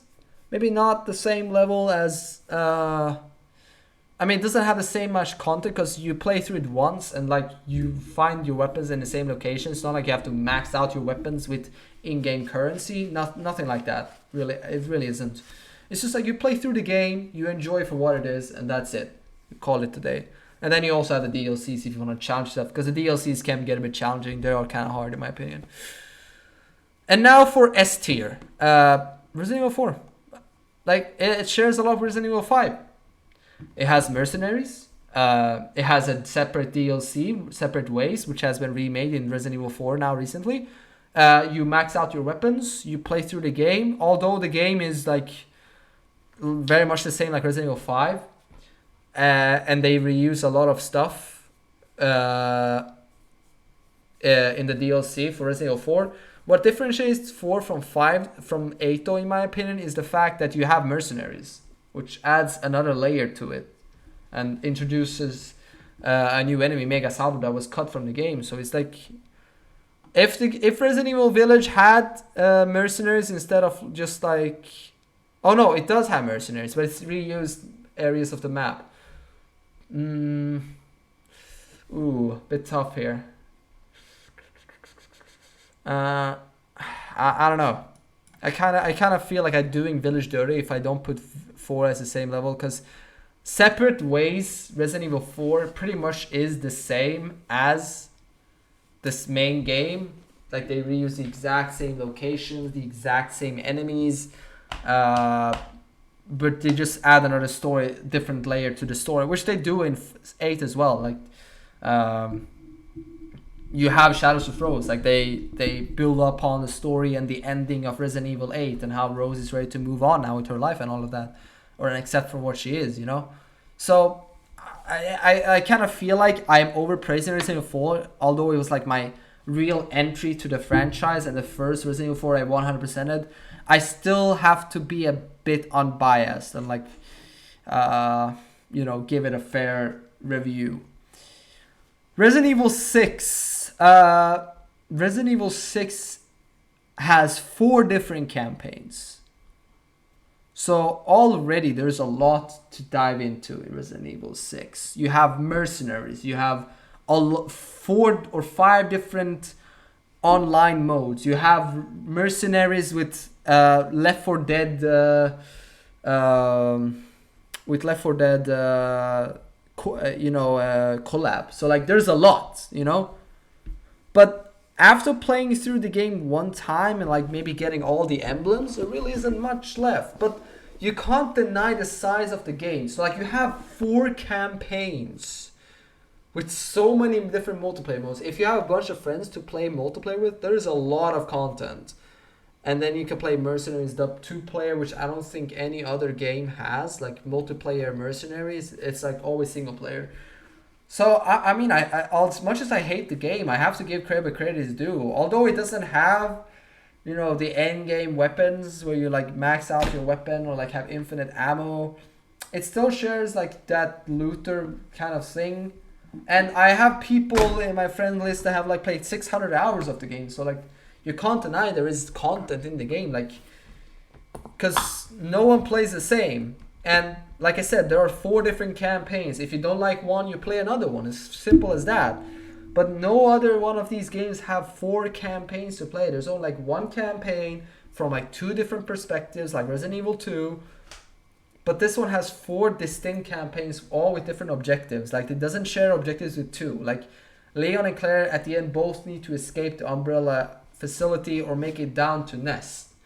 Resident Evil 6 doesn't have that. Sure, you cross paths with other survivors in the campaign, but at the end of the day, you all are doing your own thing, like your own distinct kind of objective.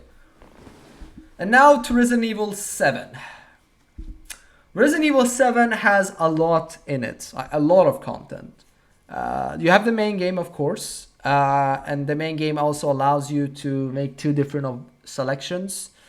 Going back now to the different sections of these games. Resident Evil 2 has RPD, which is the biggest area of the game. You spend your most time backtracking, Metroidvania style.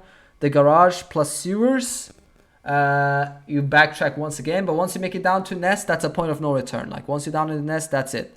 So 3 areas: RPD, sewers, and Nest. That's Resident Evil 2. Resident Evil 4 has, let me get this, Village, Castle, Island.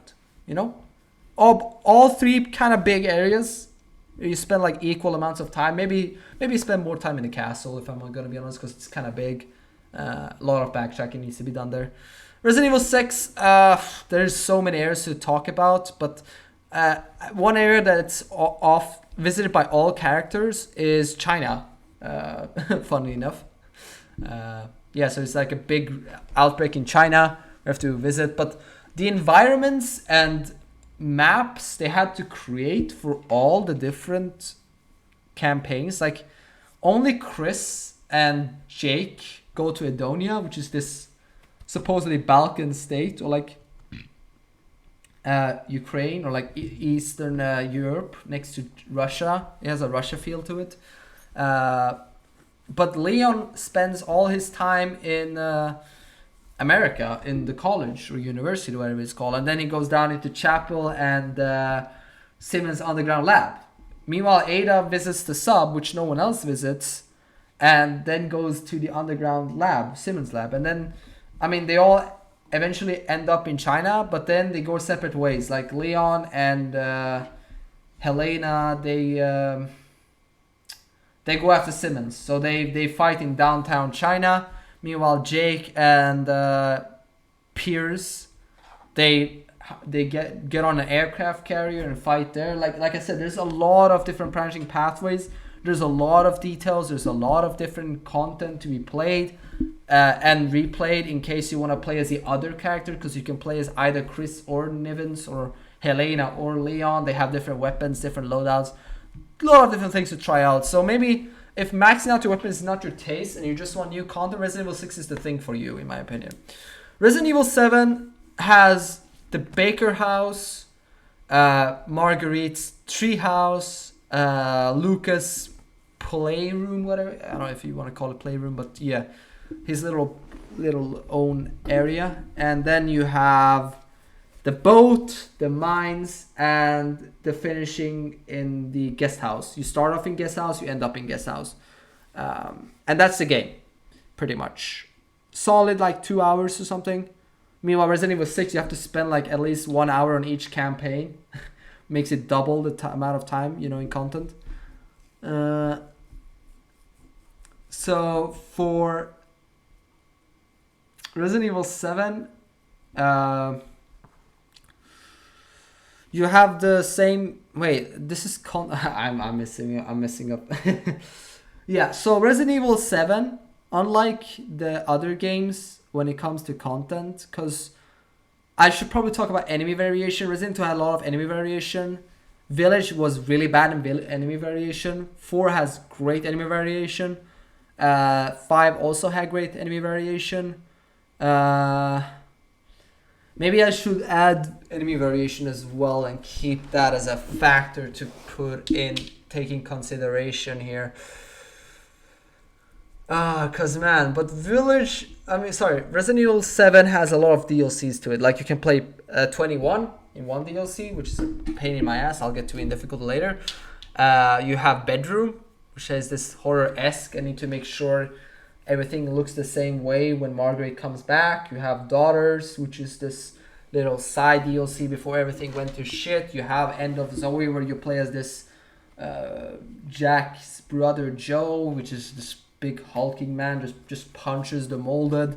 And then you have End of Not a Hero, where you play as weird face Chris, and you go into mines. All of these areas are remade areas for their respective DLC. Maybe not Daughters so much, but all the other ones, they're all different areas remade, so it has a completely different feel. And then you have what's it called, Nightmare, where it's like this Call of Duty zombie kind of feel to it, where you have to like upgrade your character, upgrade your weapons, buy ammo, and then you have these scrap collectors that collect scrap for you, and then you take out waves of enemies, which is also pretty alright, I suppose. And then you have Ethan Must Die, which is a super hard difficulty DLC where one little bit of damage kills Ethan, unless you're lucky and block, or maybe have steroids on or something. But even sometimes with 2 steroids and I took a little hit of damage, I died. But DLC and main game, in case you want to like replay the main game and stuff like that, I think it's pretty jam-packed with content. There's a lot of things to do in Resident Evil 7. It's very similar to Resident Evil 6. Although Resident Evil 6 lacks in enemy variation, you can't deny the scope of the game, how big it is, and how much there is to do in the game. Unfortunately, Resident Evil Village and 4 feels a little bit rushed when it comes to the content, because it's just the main game. And then the DLC, which is reused assets from the main game. But I feel like all three of these just have so much in their DLC that makes it justified to, you know, give them the S rank. Because they really go way and beyond to make sure that there's always... that there is new content and not just like replay the main game, upgrade your weapons, replay the main game again, upgrade your weapons. It's not that same gameplay loop, if that makes sense. And then we come to Resident Evil 4, which I also have to put in S tier. The main game is really long, because I feel like S rank is beat the game in 5.5 hours, which I think I beat on like 4 or something, 5 hours, I'm not too sure. But like already then you can see that the game is pretty long. Like very much like the original Resident Evil 4, the game is pretty long. I don't know how quick you can speedrun it, but I never went for the S rank Resident Evil 4, so maybe I'm not the one to talk, but Resident Evil 4 is pretty long. And then you also of course have mercenaries you can play, and in-game challenges, you want to do them if you want to get bonus points and unlock DLC weapons. And then what differentiates Resident Evil 4 from these two, or its predecessor, is the fact that the Separate Ways DLC adds stuff that was missing in Resident Evil 4. Pretty much all of it. The only thing, and I'm telling you, the only thing holding Resident Evil 4 back on content is the vid calls. The vid calls is the only thing stopping this game from becoming a masterpiece, okay? If they added back all the voice lines from like Leon's interaction with Salazar, Leon's interaction with Sadler, calling him a senior moment, like those things were icing on the cake, but they just left it out. They just left it out. I don't know why they did that, or like I can see the president equipped his daughter with ballistics too. Like these things put Resident Evil 4, when it comes to, I'll get to it on story, don't you worry, ungodlyhood. But when it just comes to content, like how much there is to do in the game and how long it is and how much enjoyment you can find out of the game, the content that there is inside of it without it becoming repetitive, I feel like Resident Evil 4 is a solid S rank. It's very much like Resident Evil 4. It has the 3 design layout with village, castle, island. Pretty much that's enough to say there. Like I don't feel like there is anything else I gotta say about that. Plays the same. Some areas are like completely remade, like village area first fight remade. Then you have the castle water room completely remade. So like I like how they pay homage to the original. Same with Resident Evil 2 and 3.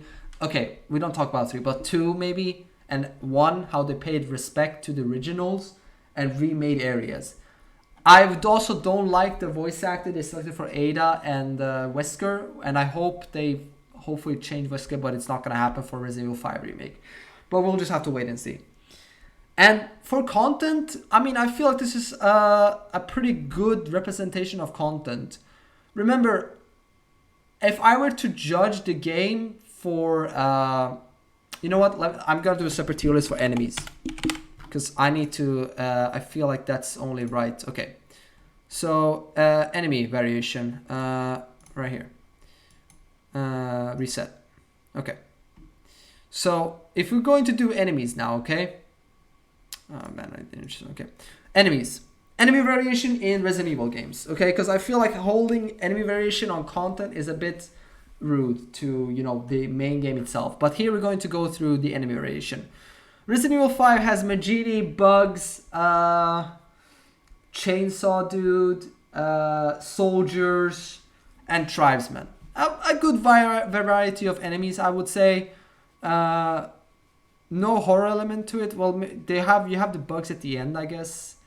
Uh, I feel S rank. You always are challenged. You have zombie dogs. You have big fat black men. I don't know what they're called in the game. I'm sorry. You have JJ. You have flying bugs. Yeah, and of course parasites. Solid. It's solid game. A lot of enemy variation. You have El Gigante making a return from 4 and all of that. Resident Evil Village has 3 main enemies. You have Lycans, which is your cannon fort at the end of the game, just dies to a shotgun shell. But there's really aggressive. You have these Moroika, where slow moving zombies. You have the flying Moroika, which are just dying 2 pistol shots. And then you have Soldat at the end. Or then you have Robofight Moroika, which have a robot visor, you can't headshot him. And then you have Soldat again. And that's it. You have like 3 or 4 main enemies. The rest are boss fights. Pretty shitty enemy variation. But I still put it in a D tier because it still challenges you depending on what enemy you're facing. You have to be ready to make the right, pull out the right weapon and fight them like that.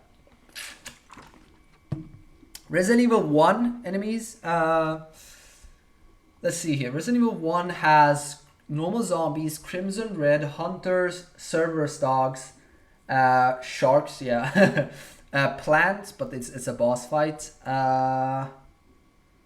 And the bugs.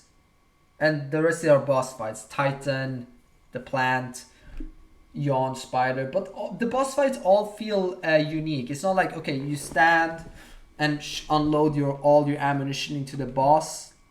Like Resident Evil, other Resident Evil games do. Like G-Virus enemies in Resident Evil 2 where you just, okay, there is Birkin, just blast him down. Get rid of him. Or like Resident Evil 4, there is Mendez. Just shoot him. Because of the tank controls, you really need to make sure you reposition and all of that. But all in all, when it comes to enemy variation, it's pretty bland. Resident Evil 1, I would say. Maybe on the same level as Village. Nothing special at all in the game. Resident Evil 0, I think I also put the same level as the rest. Unlike Resident Evil 1, it doesn't have Crimson Red, but they have Leech enemies instead, which suck ass. I hate Leech enemies. Let me move this over here, actually. Yeah, Leech enemies suck because they only die to like flame rounds or the grenade launcher in general or Molotovs. What else do you have? You have Bug, you have Monkeys out of all enemies. Monkeys are like super tanky hunter any type of enemies, which are super annoying to deal with. But like that substitutes Resident Evil 1's well, yeah, let's do that because it does have a few more enemies, I suppose, with different variation. Unlike Resident Evil 1, where Crimson Red is just a stronger zombie and it's just like present in the later stage of the game. Resident Evil 0 have like the monkeys come back, make multiple returns. You have Leech enemies making their return. It's not like, okay, yeah, but I feel like the enemies in Resident Evil 0 is way more unique than Resident Evil 1. You also have these leeches on the ground that leech your health. You have crows, you have spiders making a return from Resident Evil 1. The only thing maybe missing are like the snakes, Resident Evil 1, but like those are snakes, you just run away from them. Cerberus dogs, although underused, they are still in the game. You just face them like 1 or 2 or 3 times and that's it. But all in all, I feel like Resident Evil 0 has a little bit more enemy variation than what 1 had. Resident Evil 3 now, it has zombie, it has tentacle zombie, it has regenerator zombie, it has nemesis, alpha hunters, or is it beta? I don't know, just hunter, I think. You can't go wrong with that. And yeah, I think that's it for enemy variation. Considering the fact that Cerberus dogs as well. Considering the fact it's a it's a Resident Evil game based in Raccoon City. You can't go too hard on it if the enemy variation is not as big as these other ones. Because with Village, you had so much potential to just go whatever you wanted. Because like, alright, the Mega Mycete has infected a lot of different things. You have a lot of different enemies. The game has a lot of mini bosses. Yes. Okay. I just realized that the game has a lot of mini bosses. But it's still a crime that the game has so many... No. Okay. The mini bosses don't count because Resident Evil also has a lot of bosses. But the mini bosses, they put some effort into it, but the general enemy you face are just like so bland and lackluster and just like feels repetitive half the time. It's not challenging like Resident Evil 4 or like Resident Evil 5 that throws a random enemy at you and it's just a brand new, you never encountered before. Like, how do you counter them? It's like, okay, I saw this enemy once and I'm gonna face him 10 more times. It's like, it takes away the tension from the enemy in general. It's like, there's a reason why in Resident Evil 4 they only throw like JJ at you 1 or 2 times. Same with Resident Evil 5. Because you feel tension. It's supposed to be a strong enemy. But in Resident Evil 8, you just, okay, you face Soldat and then you're gonna face him 5 more times. It's like 6 more times. It's just getting a reoccurring enemy. Just shoot him in the heart and that's it. Pretty much it. Resident Evil 3, like I said, you can't really hold it to it that it's not great at name variation because it takes place in Raccoon City and you're limited with the T-virus enemies. But I still feel like it's lacking compared to the original when it comes to enemies. It's lacking. It's not as great as these other ones. Okay. I know I did Resident Evil 3 dirty, but I just, you can't compare it with the mini bosses or the bosses in Resident Evil 1 and Village. The boss fights in Resident Evil 3 is just Nemesis in a new form. Dog form, flamethrower form, rocket launcher form. It's not creative. It really isn't. And then sure, you like have the bug enemy and like the tentacle head, but that's it. Like, sure, all the other games also have a unique enemy to their game, and plus they have mini bosses. So Resident Evil 3 not cutting it, unfortunately, just not making the cut. Now for Resident Evil 2. I mean, including the DLCs, as well as the Regenerator Zombie that is present in 3, originated from Resident Evil 2 DLC at first. You have, what is it? You have normal zombies. You have poison zombie. Yeah, like you're limited to zombies in Resident Evil 2 and 3 because they're based in Raccoon City, where the T-virus is the main present. You have the G-virus. You have plant enemies. You have Mr. X. You have Cerberus dogs. You have, lickers, right, you have lickers. Resident Evil 3 also has lickers. I mean, Resident Evil 2 branches out a little bit more with boss fights. It's just not Nemesis, I feel. And the enemies, actually, let me put it here. Yeah, I think this is more justified. Because Resident Evil 0 has a lot of different boss fights and uniqueness to it, very much like Resident Evil 1. You just said Resident Evil 1 has a little less more enemy variety than 0 had. Resident Evil 2 is more like you face Birkin, G Birkin a lot of times, and then you G Birkin, Mr. X one time, and that's it. Like there's a big gator fight as well, but that's just a big quick time event to run towards the camera, and that's pretty much it. Now, for Resident Evil 4 enemy variety, I mean, that's another S tier, man. It's like you have so many enemies in this game. It's unreal how many enemies you have. You have shield enemies. You have Chainsaw. You have Dr. Salvador. You have Verdugo. You have Ganador. You have Delago. You have, like, so many mini boss fights, as well as the enemy variety in general. Like, so good. You have soldiers. You have JJ. You have Sadler. You have Salazar. And then U3 later on. Simply unmatched in enemy variety. I can put the remake up there as well straight away, because they play pretty much the same. They remake some enemies. Resident Evil 4 introduces a few more, but all in all, these are like the goal you want to reach for when it comes to enemies. They simply just knock it out of the park with the enemies in this game. So solid, super solid. Resident Evil 7, just make it away, F tier. Enemies suck ass in this game. It's just mold. Just molded enemies. There's like what? Fat mold. There is four-legged mold. There is shield mold. Regenerator mold. Like, it's just mold. It's just so boring. It's like, I feel like they could have gone a bit, branched out a bit more with enemies, but it's just big fat black mudmen. It's like not interesting at all to face, at all. Like they're just so boring to fight. I don't know how else to put it. It's just like not interesting at all. And now for Resident Evil 6, where you have zombies, you have Javo, but what differentiates Resident Evil 6, because enemy variety, is the mutations. Mutations really put it A tier, I think. Yeah. Because depending on how you shoot an enemy, they can mutate and become a completely new enemy, which you have to take out. Although most of the enemies you just blast, some of them comes out of crystallite and like are bioweapons, BOWs. So although Resident Evil can feel boring to play and like a shooter, I can't deny the enemy variety that the game has. The game has an enemy variety. It really does have that with the mutations. They really went creative with that. I heard that the game is based off Code Veronica with the C virus. You know, how they become insectoid mutations. You have grasshopper, you have like cocoon explode, like, you know, suicide cocoon bomber. I don't know how else to put it. Or larva. It's like, looks like a larva who just runs towards you and explodes. Yeah, but there's a lot of different enemy variety with the bioweapons, but most of the time you just kill by blasting them down. But I still have to give credit for like the enemy variety. It's super solid in this game, I feel. But there's no real strat to it. Just shoot the enemy. Unlike these games where you have to go about different ways of killing it, like the Ganador, you have to go from behind. Or Resident Evil 5, you have to shoot the big tribe men in the leg to stun them and all that. Yeah.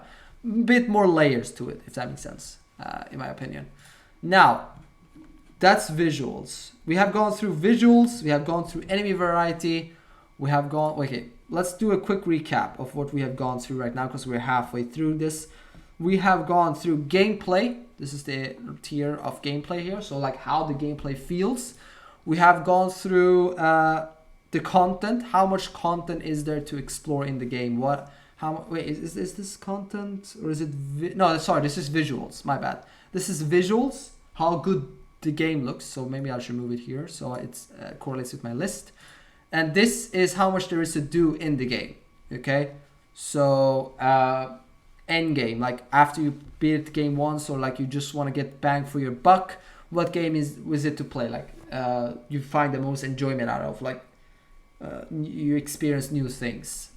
This is what you should go for. Definitely try out these games. I feel like these 7 games here in B rank upwards, they have a lot of content, they have a lot of things to do, DLC wise and all of that.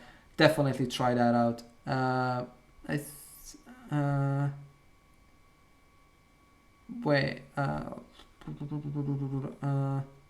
Oh yeah, I put the Resident Evil 2 in B tier because it didn't have mercenaries. I was gonna say, why is it in B tier? But yeah, it didn't have mercenaries, and its DLC simply cannot hold up to that of like Resident Evil 7 and all of that, because it's just reused content with the hard enemies. Resident Evil 7.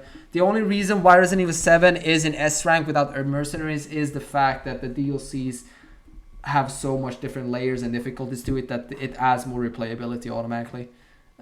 And now on to the 5th tier list, which is musical score, which might be a bit biased. I hear you say, like, you know, rating the music, but Resident Evil has a couple of music soundtracks that are worth mentioning.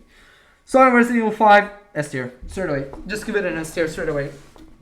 You have the Wesker music, you have the Jill boss fight music, you have the first Wesker boss where you fight him and Jill, you know. 7 minutes. 7 minutes is all I can spare to play with you. Like, the music that plays there, really good. Winds of Madness when Wesker completely loses it. Like, the music is so memorable from this game. Maybe not so much the end chapter music, but still really memorable with the music. And don't even get me started on the multiplayer Rust in Summer. Oof, that's a banger. Like, if you wanna hold like a dance party, if you can play that song, that's a big jammer right there.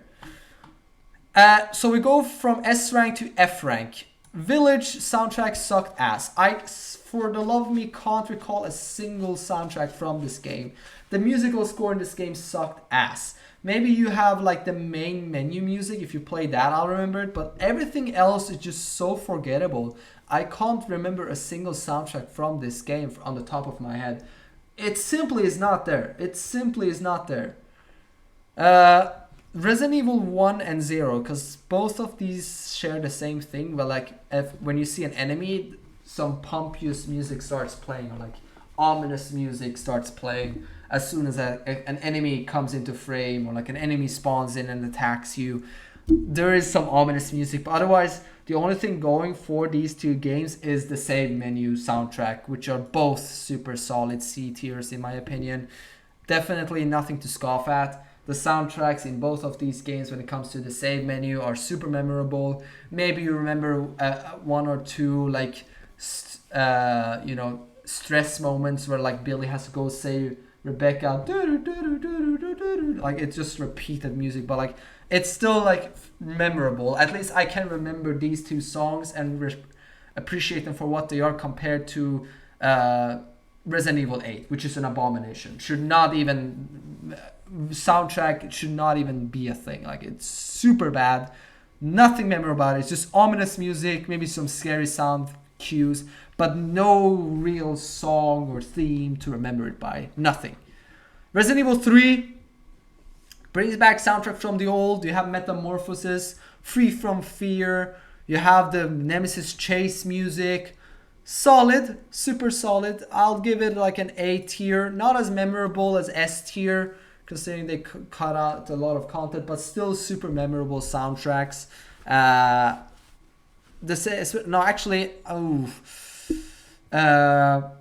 No, I think I have to give it an A tier because it does not have as many memorable soundtracks as like Resident Evil 5 has. It has memorable soundtracks, just not as many. Resident Evil 5 takes the cake when it comes to memorable soundtracks. So many good soundtracks in that game. Resident Evil 2 has also some really good soundtracks, put in a solid A tier. You have Looming Dread, the Hunk theme. You have Mr. X Chasing You theme. And you have Final Judgment when you finally... Or is it Last Judgment? Yeah, I think Last Judgment.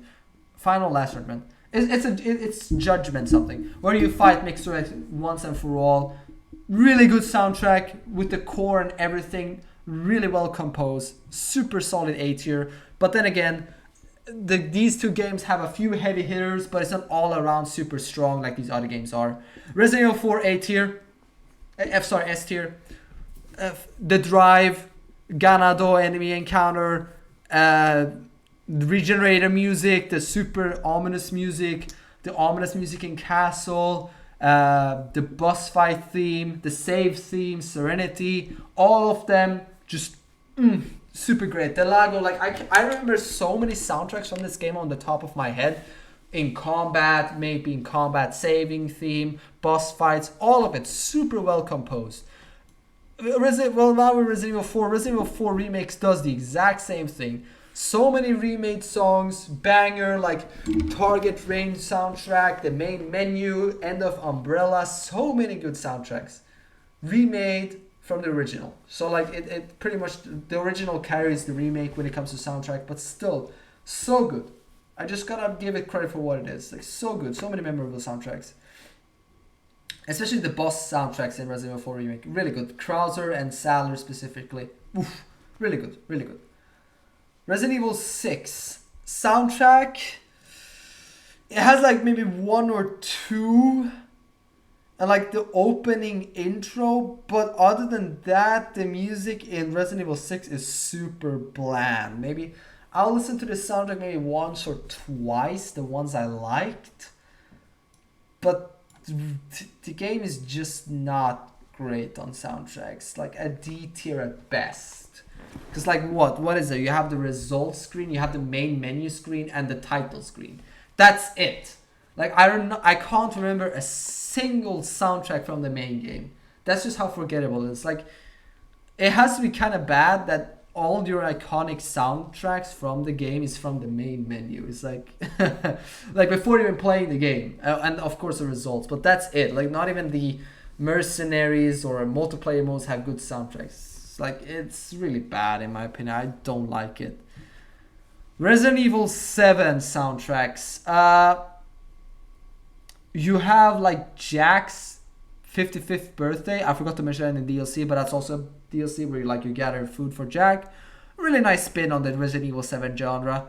Instead of being a horror, you just go around gathering food with jolly music. And then you have the same theme, which really encapsulates the right tone of Resident Evil 7. Some soundtracks are like forgettable, I suppose. But I can definitely say I listened to Resident Evil soundtracks, maybe a bit more than Resident Evil 0 and 1. So I give it a B tier. It's not as heavy hitting as these 5. But like I said, these 2 have their save room music as their main hitting point.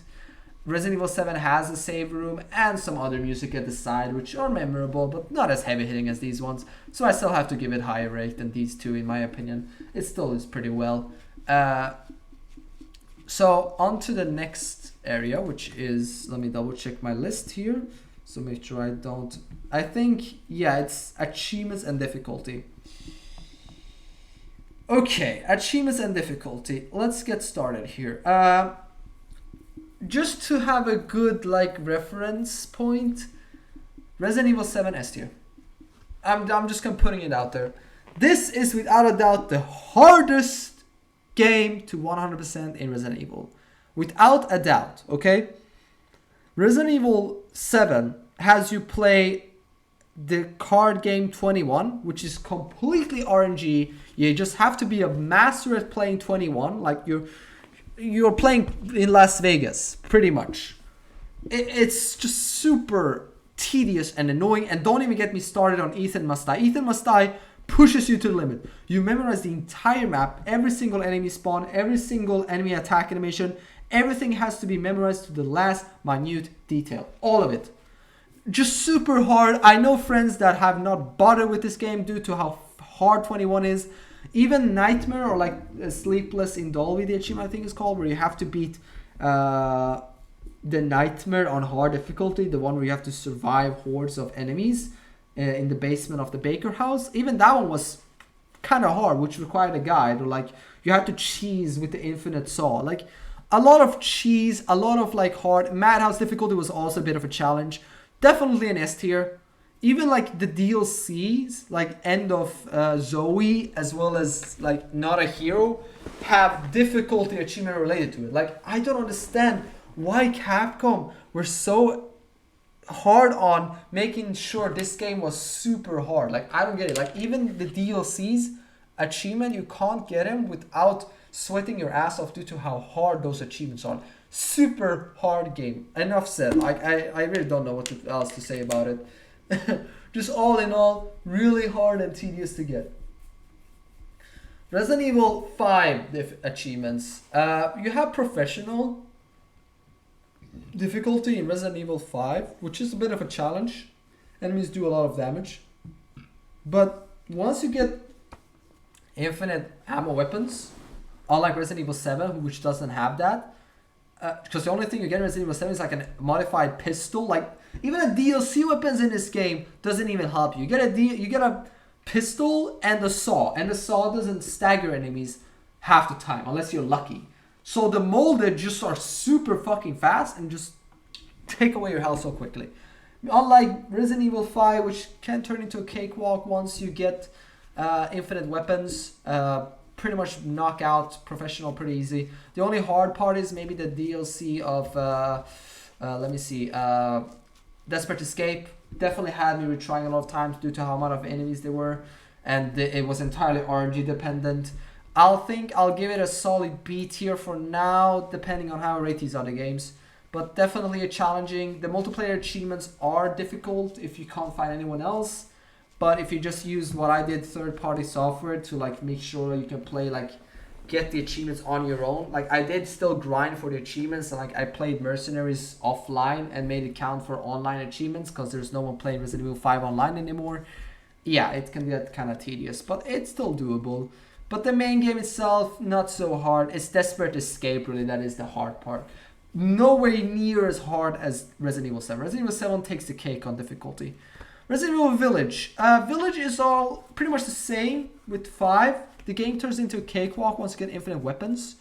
And Shadows of Rose wasn't that hard because all you had to do was beat the game on hardcore, Shadows of Rose. and all you did was like kite enemies. And once you play Resident Evil 1 and 0, you get pretty good at it. So the game is like not that hard at all, actually. Sure, you have to get S rank on all mercenaries, but you just will pick up Lady Dimitrescu and just wipe the floor with enemies. Definitely never felt like I had to restart the game because of the difficulty, so I think I'll give it a C tier. I did die a few times on Shadow of Rose, but it's definitely not as hard as Desperate Escape Resident Evil 5, which had me restarting a lot of times. Now, Resident Evil 1 and 0 achievements are brutal, okay? Maybe as brutal as Resident Evil 7, but I'm putting a bit... Because one of the achievements is knife only. Beat the entire game using only your knife, okay? And holy shit, beating Tyrant with knife only, it was rough. Let me just say it was rough, okay?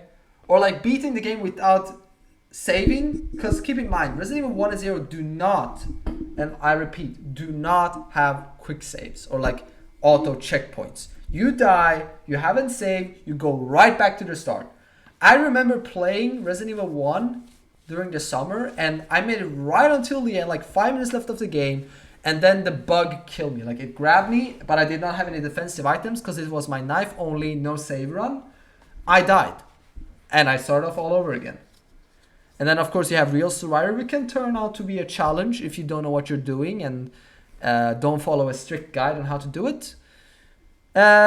Invincible enemies, not too bad. But then you also have the achievement to beat the game under 2 hours, which I did. Which, of course, requires you to take a really strict route and make sure you kill all enemies fairly quickly, which I did. I think I did it on my knife-only run. I'm not too sure, but all in all, pretty challenging. These two Resident Evil old-school games are pretty hard. Resident Evil 0, the hard part about it was beating Leech Hunter, memorizing that, as well as beating hard difficulty. Beating hard difficulty, the final boss, you had pretty much no resources to kill Queen Leech. Many retries, and I feel like every single time I took a bit of damage in the train area, I just hit restart. Because Rebecca taking damage means you gotta heal her up, because she's in caution in hard difficulty. Definitely another solid A tier, because it shares achievements with Resident Evil 1, where it's like no heals, no saves, beat it on this amount of time. So if you're going for all the achievements, you can either do them in separate runs or do as I did and like do them in one run. So like I beat Wesker with no heals, beat the game without saving under 2 hours, stuff like that. Sorry, 3.5 hours, stuff like that. So yeah, all in all, challenging, but no way near. Like Resident Evil 7's difficulty and achievement is an entire different level. You can't compare it with these. Resident Evil 3, on the other hand, is a tough one because it's been a while since I played Resident Evil 3. But like I said, the achievements are all related to higher difficulty and getting S rank.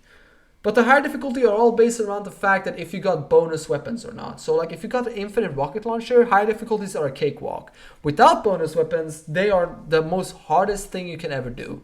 Even with bonus weapons, last boss fight against Nemesis, his Metamorphosis stage, can really ruin your run. Because I did the get S rank on Inferno and Inferno in the same run. But Nemesis in the end, he stun locked me to death so many times. So many times. Even with infinite rocket launcher. Like even when bonus weapons are not enough and you still die, like you have to question, wow, just game is really challenging if you do it without bonus weapons. So giving it, I have to give it a fair rating now because you have to really memorize the dodge. But if you memorize the dodge, like get a hang of it and use infinite rocket launcher, the game's achievements are a breeze because they're all related to the main story. I'll have to give it a B. It's not as hard as these two.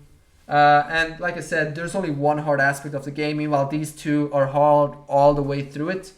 This one is just hard at the final boss fight, so I can't really give it on par with these two, I suppose. Now, Resident Evil 2 achievements are a bit more difficult. Like you have, I think, complete the 4th survivor, which is Hunk. I think that's an achievement, as well as the Sheriff achievement, kill all 100 enemies in the Sheriff mode. And then of course you have beat Hardcore with an S rank. I think Hardcore, because it's been a hot minute since I played Resident Evil 2 Remake, but the Hardcore was kind of hard. I kind of remember being like in caution or danger throughout pretty much all the game. You were never in fine because of how brutal the lickers can be. And I don't remember how you unlocked the bonus weapons in that game. Was it like beat the game on a certain difficulty? I think. I'm not too sure, but I know for a fact that you might want to correct me on this. If you can beat Hardcore with the bonus weapons, then maybe it's not as hard. But if you need to beat it without them, then it's kind of challenging. Plus an S rank. And let's not forget the Sheriff achievement, which a lot of people have issues with. Even I had. I think I played it one day, and it's like a lot of challenging. Like the amount of times I spent maybe getting this achievement, I spent trying to get the Sheriff one. So I think I might have to put it in A tier. Not as a bit more difficult than B tier, I should rather say, considering you have your bonus weapons in Resident Evil 3 are way more accessible than they are in Resident Evil 2. I think, if I'm not mistaken, because you get so much more bonus coin or content, coin shop, whatever, for the bonus guns compared to Resident Evil 2. Now on to Resident Evil 4 difficulty. Resident Evil 4 difficulty, like the game is just like beat the DLC separate ways, complete practice shooting range, and beat the game on hardcore. Those are the only things you can do on. Those are the only things you can't do on your first playthrough, because you gotta gather all the costumes and all the figurines, which you get from the shooting range and stuff like that. So it's not really hard, because you can do it on your second playthrough to beat hardcore. You don't have to do it on a brand new run, and you just have to beat the game. So if you have a maxed out, striker or any weapons, if in that matter, it's pretty easy. You're sure you die a few times, but that's on you. But like, you have all the resources and all the time to get it.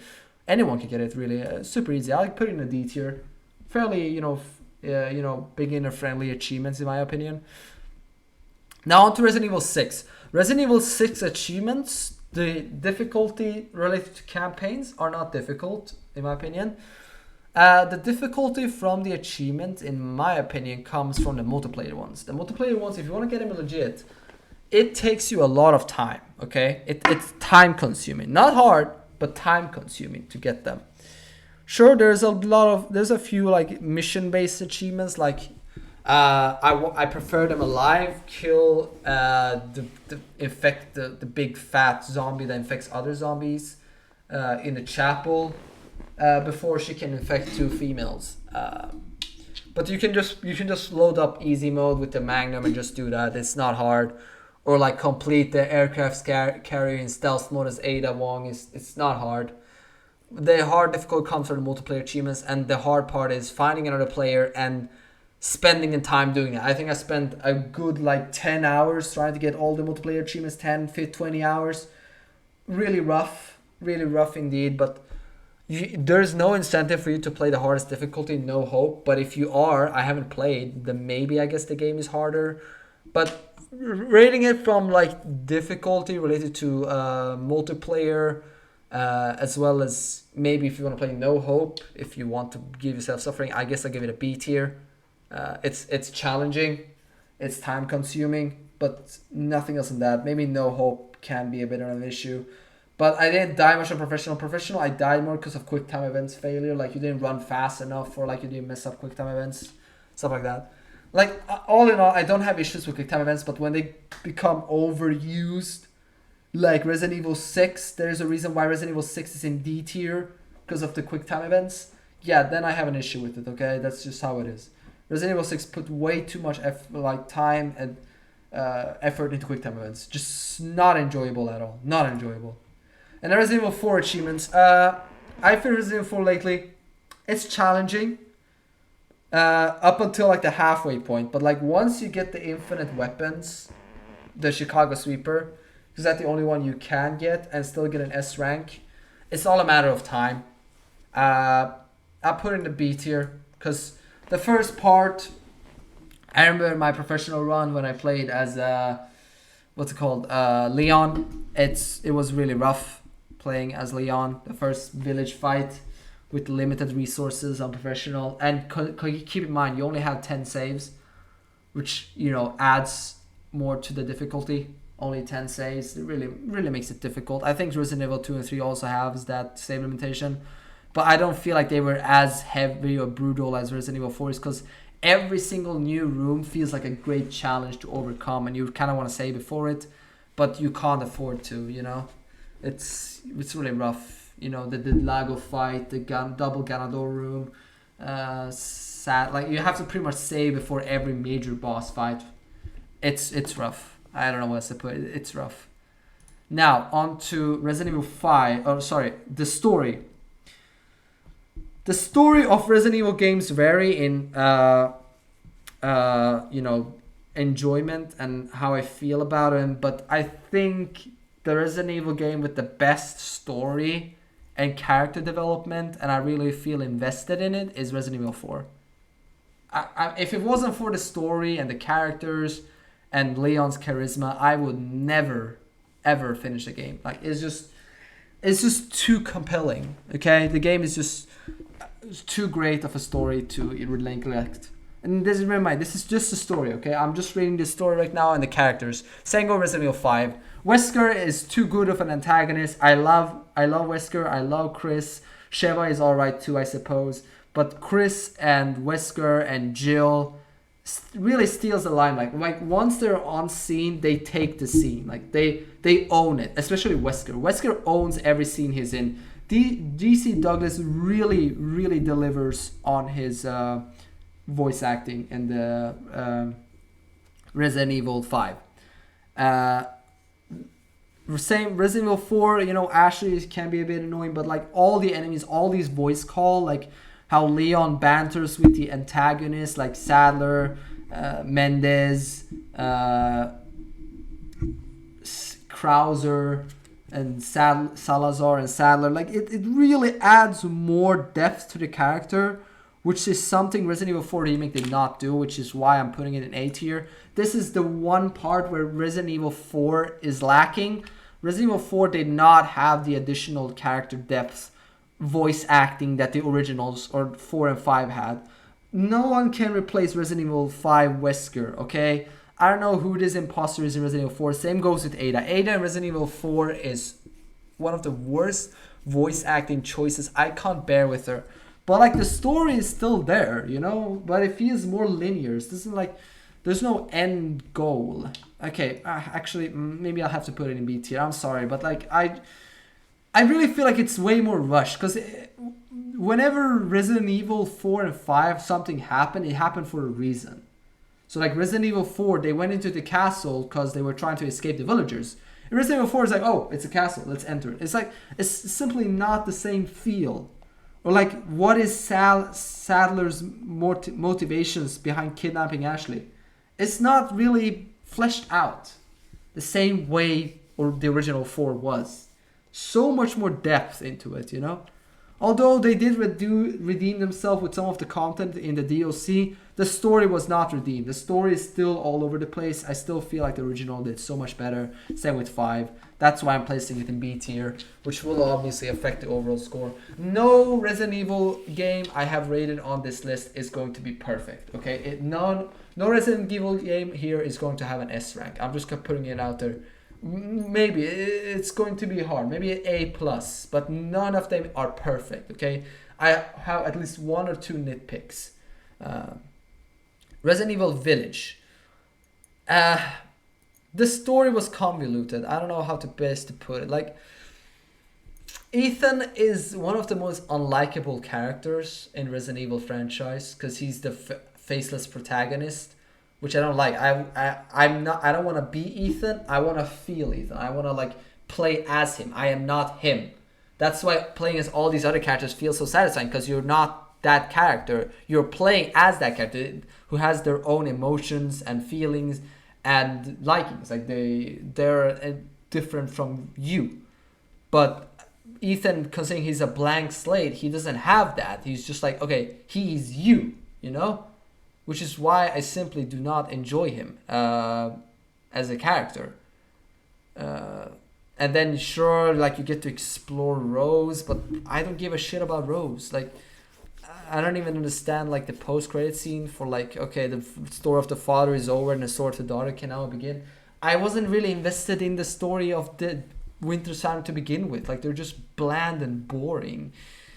E-tier. Like it doesn't really push the Resident Evil story forward. Actually, yeah, it do, I think, a little bit, because it sets up the events for Resident Evil 9, because Chris says plot a course for BSAA headquarters in Europe after discovering that they are using bioweapons for their soldiers, which is nice, I guess, pushing the plot forward like that, which makes you think, wait a minute, BSA were the good guys, were they not? Like in Resident Evil 5 and 6, they were the good guys, and now they're the bad guys. It's like, at least it pushes the story a bit forward, a little bit, compared to Resident Evil 7, which I'll get to later. And also you get to explore a little bit more of Chris, I guess. I just didn't like how they revoiced Carlos for Chris in 8. That's not my Chris. Resident Evil Chris, in my opinion, has always been Resident Evil 5 and 6. That's the voice of Chris Redfield, not this Carlos. Like every time I listen to Resident Evil 8, I hear Carlos. I don't hear Chris. I hear Carlos in a costume, cosplaying as Chris. That's not Chris, you know? That simply is not Chris, you know? But yeah, that's pretty much it. I really don't have anything else to say about Village. I will maybe I could move it up one step, considering it, you know, fleshes out Chris as a character after post the events of like Resident Evil 6 and 7, him questioning his role in fighting bioweapons. Like he started doing that in 5. Overcoming, and then in 6 he went back into a depression state again after losing his unit and squad, and then moving on from Resident Evil 6, and then in 7 he's like, he's just tired of it all. He's just tired of fighting bioweapons. And then in 8, like you can, that's the like epic, that's the final straw pretty much. Like I'm so done. Like when does it all end? Like when will it ever end? I'm done. I'm done with this. Now, Resident Evil 1 and 0, they did a lot to push Resident Evil story forward because they were the ones who started it all. So I kind of have to give it an A tier. It's not something I'm like super invested in, but you can't deny the fact that Resident Evil 1 put the foundation down for the Resident Evil story to begin with. Actually, maybe I put it in S tier because, like I said, there's so much lore in it. The Umbrella and like Spencer and Progenitor Virus, like you after like playing Resident Evil 1, you want to look it all up, like, because it laid a foundation. Like imagine you play Resident Evil 1 for the first time, you have no idea what's going on, but afterwards you're just so curious. If you're anything like me, you just want to know everything about that universe, so you just look it up. And until Resident Evil 5 comes around later on, and Resident Evil 2 to flesh it more out, this is all you're gonna get, you know. Resident Evil 0, the lore in Resident Evil 0, like I feel like Resident Evil 1 could have happened without 0. The only thing 0 explains is what happened to wait, is it Alpha Squad or Beta Squad? I don't know. But like the first squad they sent into the Raccoon City forest that Wesker sabotages, what happens to them and Rico and how they all die and what and stuff like that. Not as interesting. And like I said, Resident Evil 1 could have happened without Resident Evil 0. The only thing Resident Evil 0 does is like you get to explore a different area of RPD Forest, the training facility, which is another mansion. Like how many mansions are in this forest that conduct biohazard experience? Like I don't get it. Like what is all of this? I don't get it. So although it does push the plot forward a little bit, I feel like Resident Evil 1 could have happened without it. And the plot is really weird with leeches now in 0, like how leeches transform enemies into zombies. Like what's going on here? I thought there was a virus that spread throughout the water. It feels like a bit of a retcon than anything. Like Resident Evil 1 made it clear, and 2 that the virus spread through the water and infected raccoons or Raccoon City through the water, or like the zombies in the forest that make it down towards the city and starts infecting and starting a chain reaction like that. I have I don't understand why they went with the leech direction, but I mean, I'll put it in B tier, I guess. I wasn't as interested in the plot because Resident Evil 1 already laid the foundation. Like I said, Resident Evil 0 doesn't add anything. It's just like the events before Resident Evil 1, but it all plays out the same anyways, even without Resident Evil 0. It's like ties into Resident Evil 1, where the mansion is. Like, if you play out Resident Evil 1, you really don't have to play Resident Evil 0. It doesn't add anything except the fact that, okay, you get a bit more background to Wesker and his future plans to betray the stars, and Birkin and his foreshadowing of Resident Evil 2 and his development on the G virus. Like, other than that, I really don't feel like anything. Now, I'm a bit biased, but I really love the story and setting of Raccoon City. I'm putting both Resident Evil 2 and 3 in S tier because I just can't get enough of Raccoon City. I feel a bit every time Raccoon City pops up in an animated show or like it's mentioned in the game, I get all jittery. It's like I can't sit still. Like I just love the Raccoon City setting and everything about it and how the zombie infects the city. The best parts of Resident Evil 2 and 3 are when you explore the city, or like the Resident Evil 2 opening cutscene where you have this Netflix type of opening of Raccoon City. I just love it for what it is. I just can't get enough. Although Resident Evil 3 had a lot of content, the story is still there. It still follows the same story elements. How Umbrella is a corrupt corporation. How they send their own soldiers to be tested by bioweapons, record the combat data, and report back to Umbrella and all of that. It really adds more into like the dark side activity of Umbrella as a corporation, you know, developing bioweapons and all of that. I just love Raccoon City for what it is. RPD is such a great map layer. I just, after playing Dead by Daylight so much in RPD, I love the map.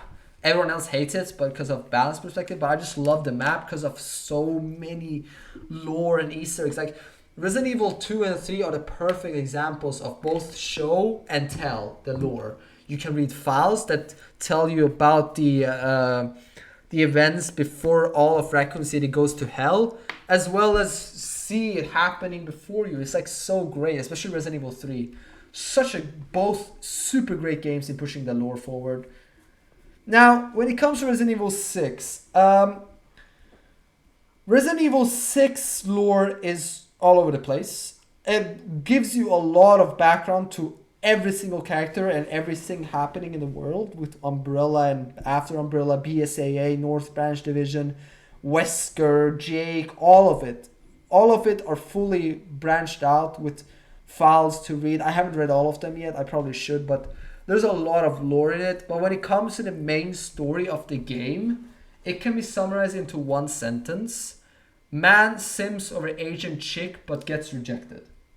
That is literally Resident Evil 6. Resident Evil 6 would not happen if Simmons was not so down bad for what's it called? Ada.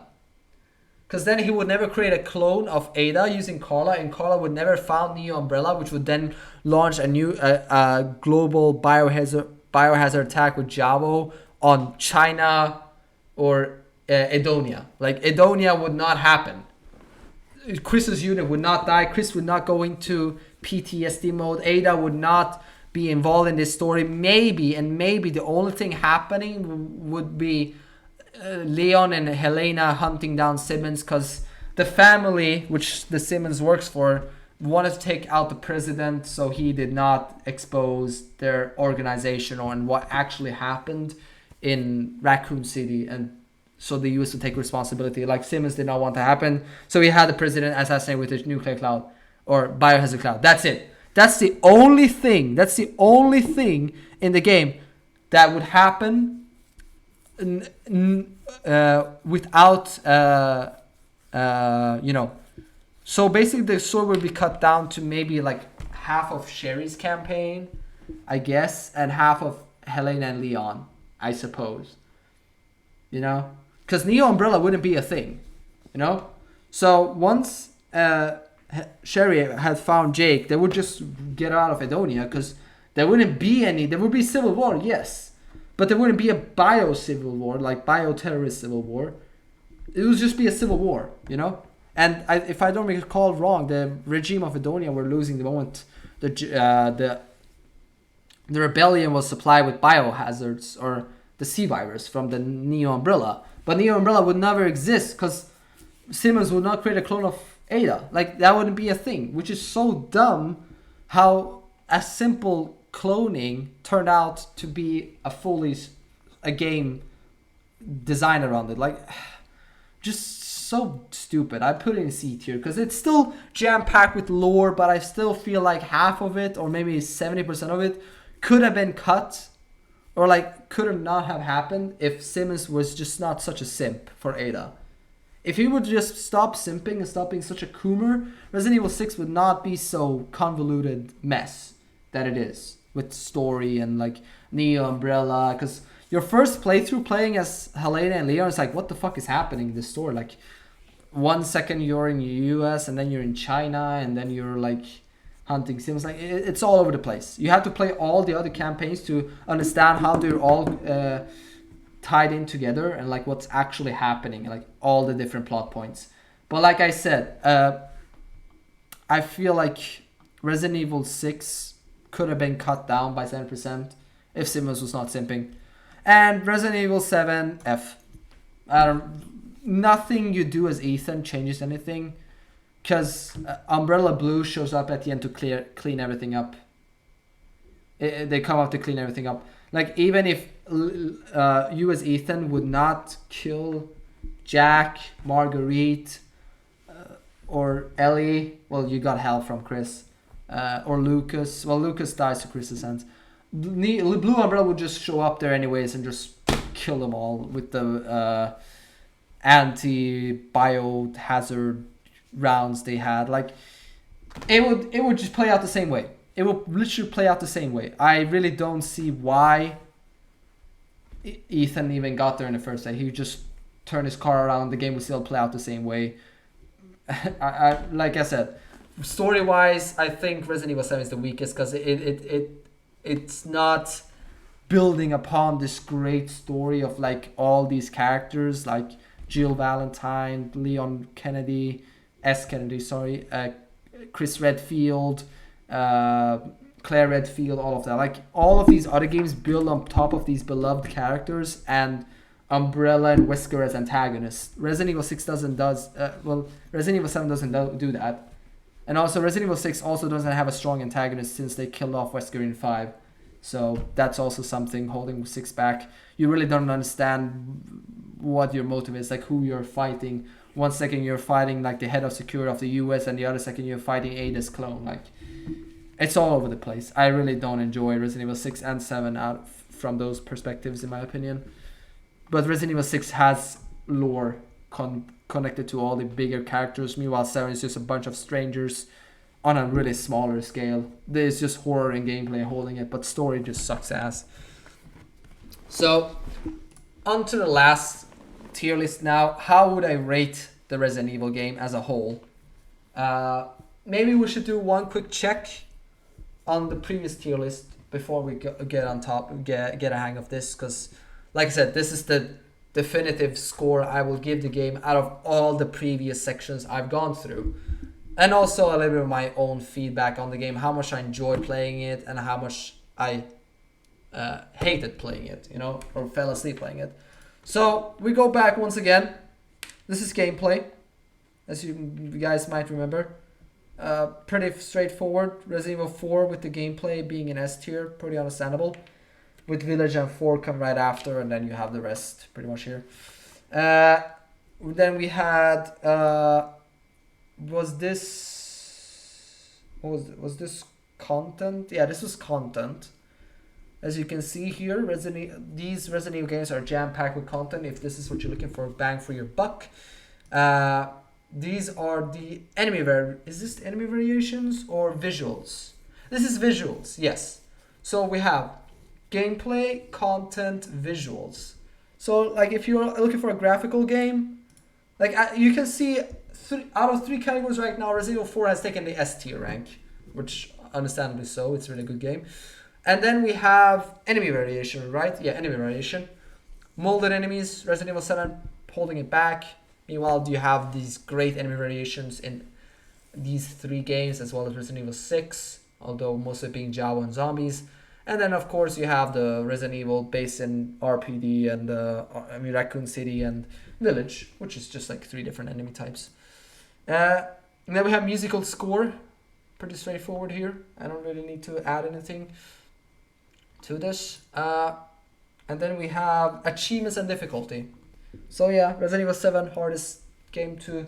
Resident Evil 7 in general are kind of hard games to 100%, but once you do one of them, you kind of get a hang of it, and you can pretty much move on to the next one, except maybe Resident Evil 1 and 0, but you get a hang of it. And then we have the story, which you can see here. And now moving on to the tier list itself. So this is probably gonna be a bit biased. I'm trying to be as fair as possible as I can. But out of everything we talked about here, my own personal rating of the Resident Evil games, I will give Resident Evil 5 an A. Like every single time I play Resident Evil 5, I really, really enjoy every scene I play. Some areas are a bit annoying or like forgettable, like the ruins and oil rig. But Wesker is hard carrying this game, like hard carrying. He's just so good of a character.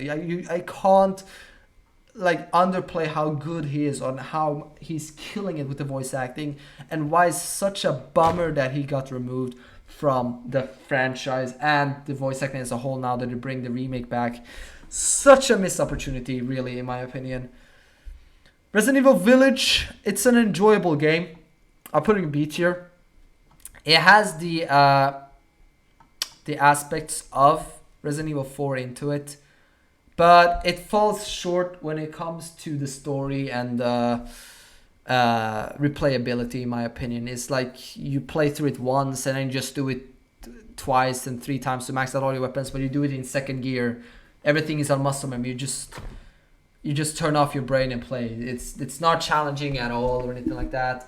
Sure, you have achievements and all that, but all of that is not too hard but to play. Resident Evil 1 and 0, I will probably rank them together because they pretty much play the same way. Difference is Resident Evil 0. Like, Resident Evil 1 has better inventory management and weapon system and all of that.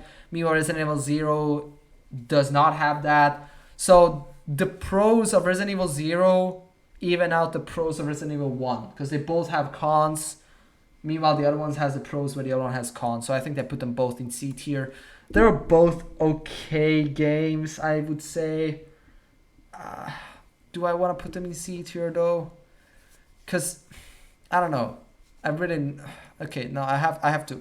The fixed camera angles, the tank controls, the old graphics, the gameplay, the ancient gameplay, it's just so much holding the game back. It's really hard to find enjoyment out of the game. It's like, wow, you know, because it's the game has tyrant enemies, the game has zombie enemies. What else is there? Like it's pretty much the same game in my opinion, but with different mechanics and in a different setting. I really don't know how to put it else, but it's like both games came out around the same time. They're both ancient games at this point. They can't hold up to today's standards.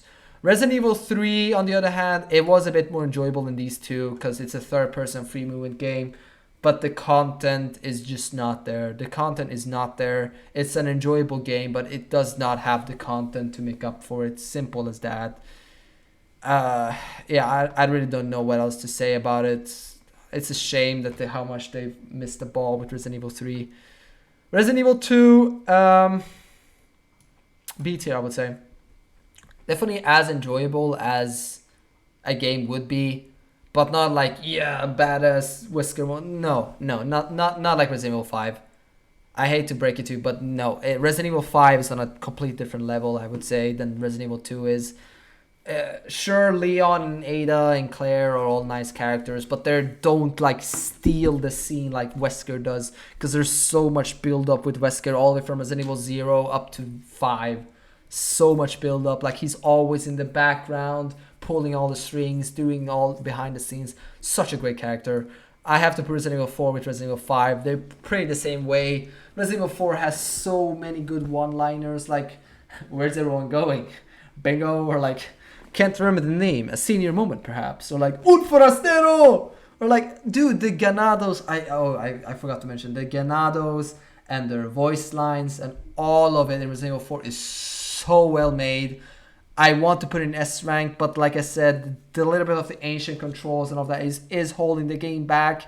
But man, I really could not have a better game to enter Resident Evil as a franchise with Resident Evil 4. Such a great game, man. Such a great game. Although it's like an escort mission, I still can't endorse the game enough with the Os voy romper a pedazo. I have to. I simply have to, man. I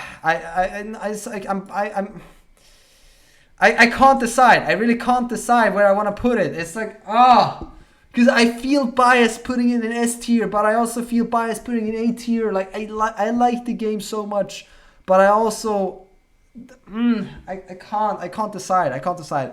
So I have to, because both of these games, I love them both as the originals, but I really don't want to put the one over the other because they both have their good moments. They all have their golden moments. Okay, well, Resident Evil 6 D tier.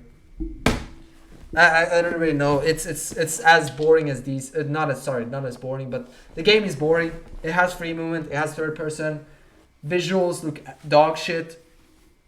The controls dog shit. The game is turned out into a shooter. Just completely abandoned its roots with the other games. Not enjoyable at all. I just did not find enjoyment out of Resident Evil 6, to be honest. But I really don't want to give them like E or F tier because I feel that's a bit rude. D tier is the lowest I'm gonna go with games. Resident Evil 7 B tier. It was solid. I enjoyed it. I did watch gameplay out of it before it came out, so I didn't know what I was getting myself into. But definitely a solid game. Super solid. But I don't know what it's like. You heard my review right now. I pretty much went through all the aspects out of it. Like you have Chris, but like I said, the thing is holding the game back is the story, the first person setting. Because unlike Resident Evil 8, it did not get a first person. It has the horror aspect, which I really enjoy, but enemy variation is dog shit. But it has the length and the DLC to make up for it. But the characters are just not unlikable. I like the antagonist more than the main character, if that says anything. Like Jack was so much better. And last but not least, we have Resident Evil 4. I have to put it in S tier, but at the same time, fuck it, I'm gonna do this. I can't decide. Because they are all gems. These three are all gems in my book. They are all super good games. I have some nitpicks. Wesker hard carries this game. Leon and enemy voice has hard carried this game. The gameplay carried this game. I can't decide. Like I can't feel satisfied with this. I have to pretty much just give all three games S tier just because of how much I like them. I'm a bit biased. This is my biased review here.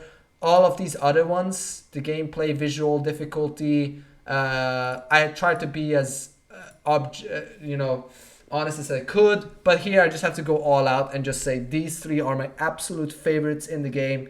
I was a bit hesitant on Resident Evil 4 at first, but watching Resident Evil 4 gameplay never gets old. Even now, 18 years later, it just still holds up. I just can't.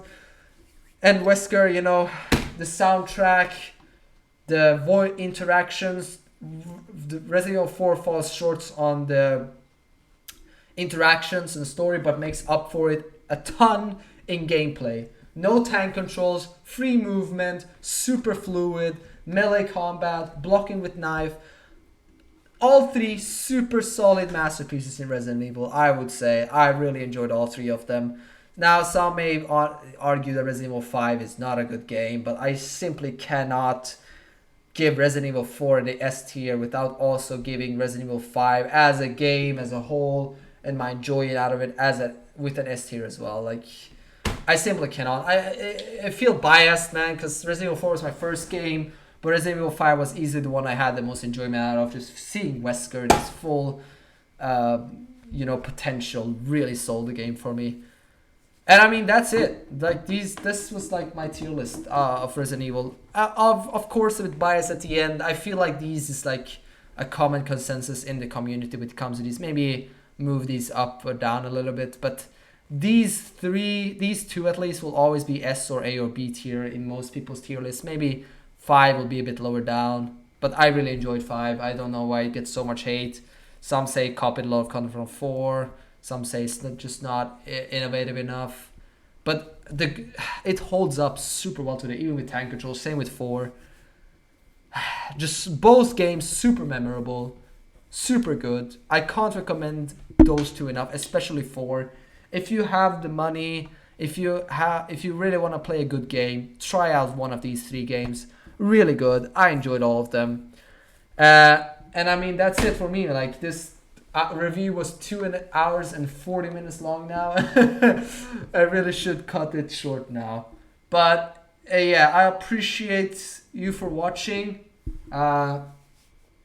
This will be uploaded to you later. So if you're watching from YouTube, I don't know, give me a comment down below. Like, do you maybe have another opinion?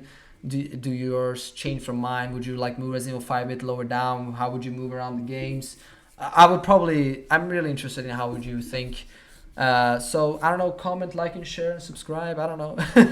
Is that something you usually? I don't like doing advertising my own channel, but if you really feel like I deserve it, then go for it. I'll appreciate it, because like I said, I really put effort into this. Well, a voice effort, considering how much I've spoken now for how long I've spoken. But once again, thank you for Capcom for making these awesome games. I really had a fun time playing them. They were super enjoyable to play. I really liked them as a whole.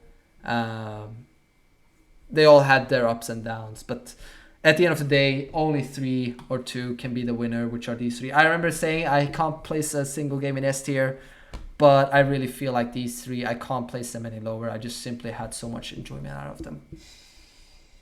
But yeah, that's it for my review, guys. Thank you all for watching, and I'll be going live later today. Maybe this is not relevant to YouTube, but yeah, I'll be going down later today, finishing Callisto Protocol, and then I can't wait to play Resident Evil Revelations 1 and 2 as well. Maybe off stream, on stream, I don't know. But yeah, thank you all for watching. I'll really appreciate you guys' support, and you know, I had a lot of fun making this and playing through all of the Resident Evil games on stream for you guys, as you can see here. If anyone has a right to make a review on the Resident Evil games, it is me. I might be a bit biased, but come on, like, can you blame me? Like, you can't deny that you have a little bit more fun out of one game than the other. But that's it for me. Thank you for watching. This has been Microphone Man, muting his mic, and as always, signing out. Peace!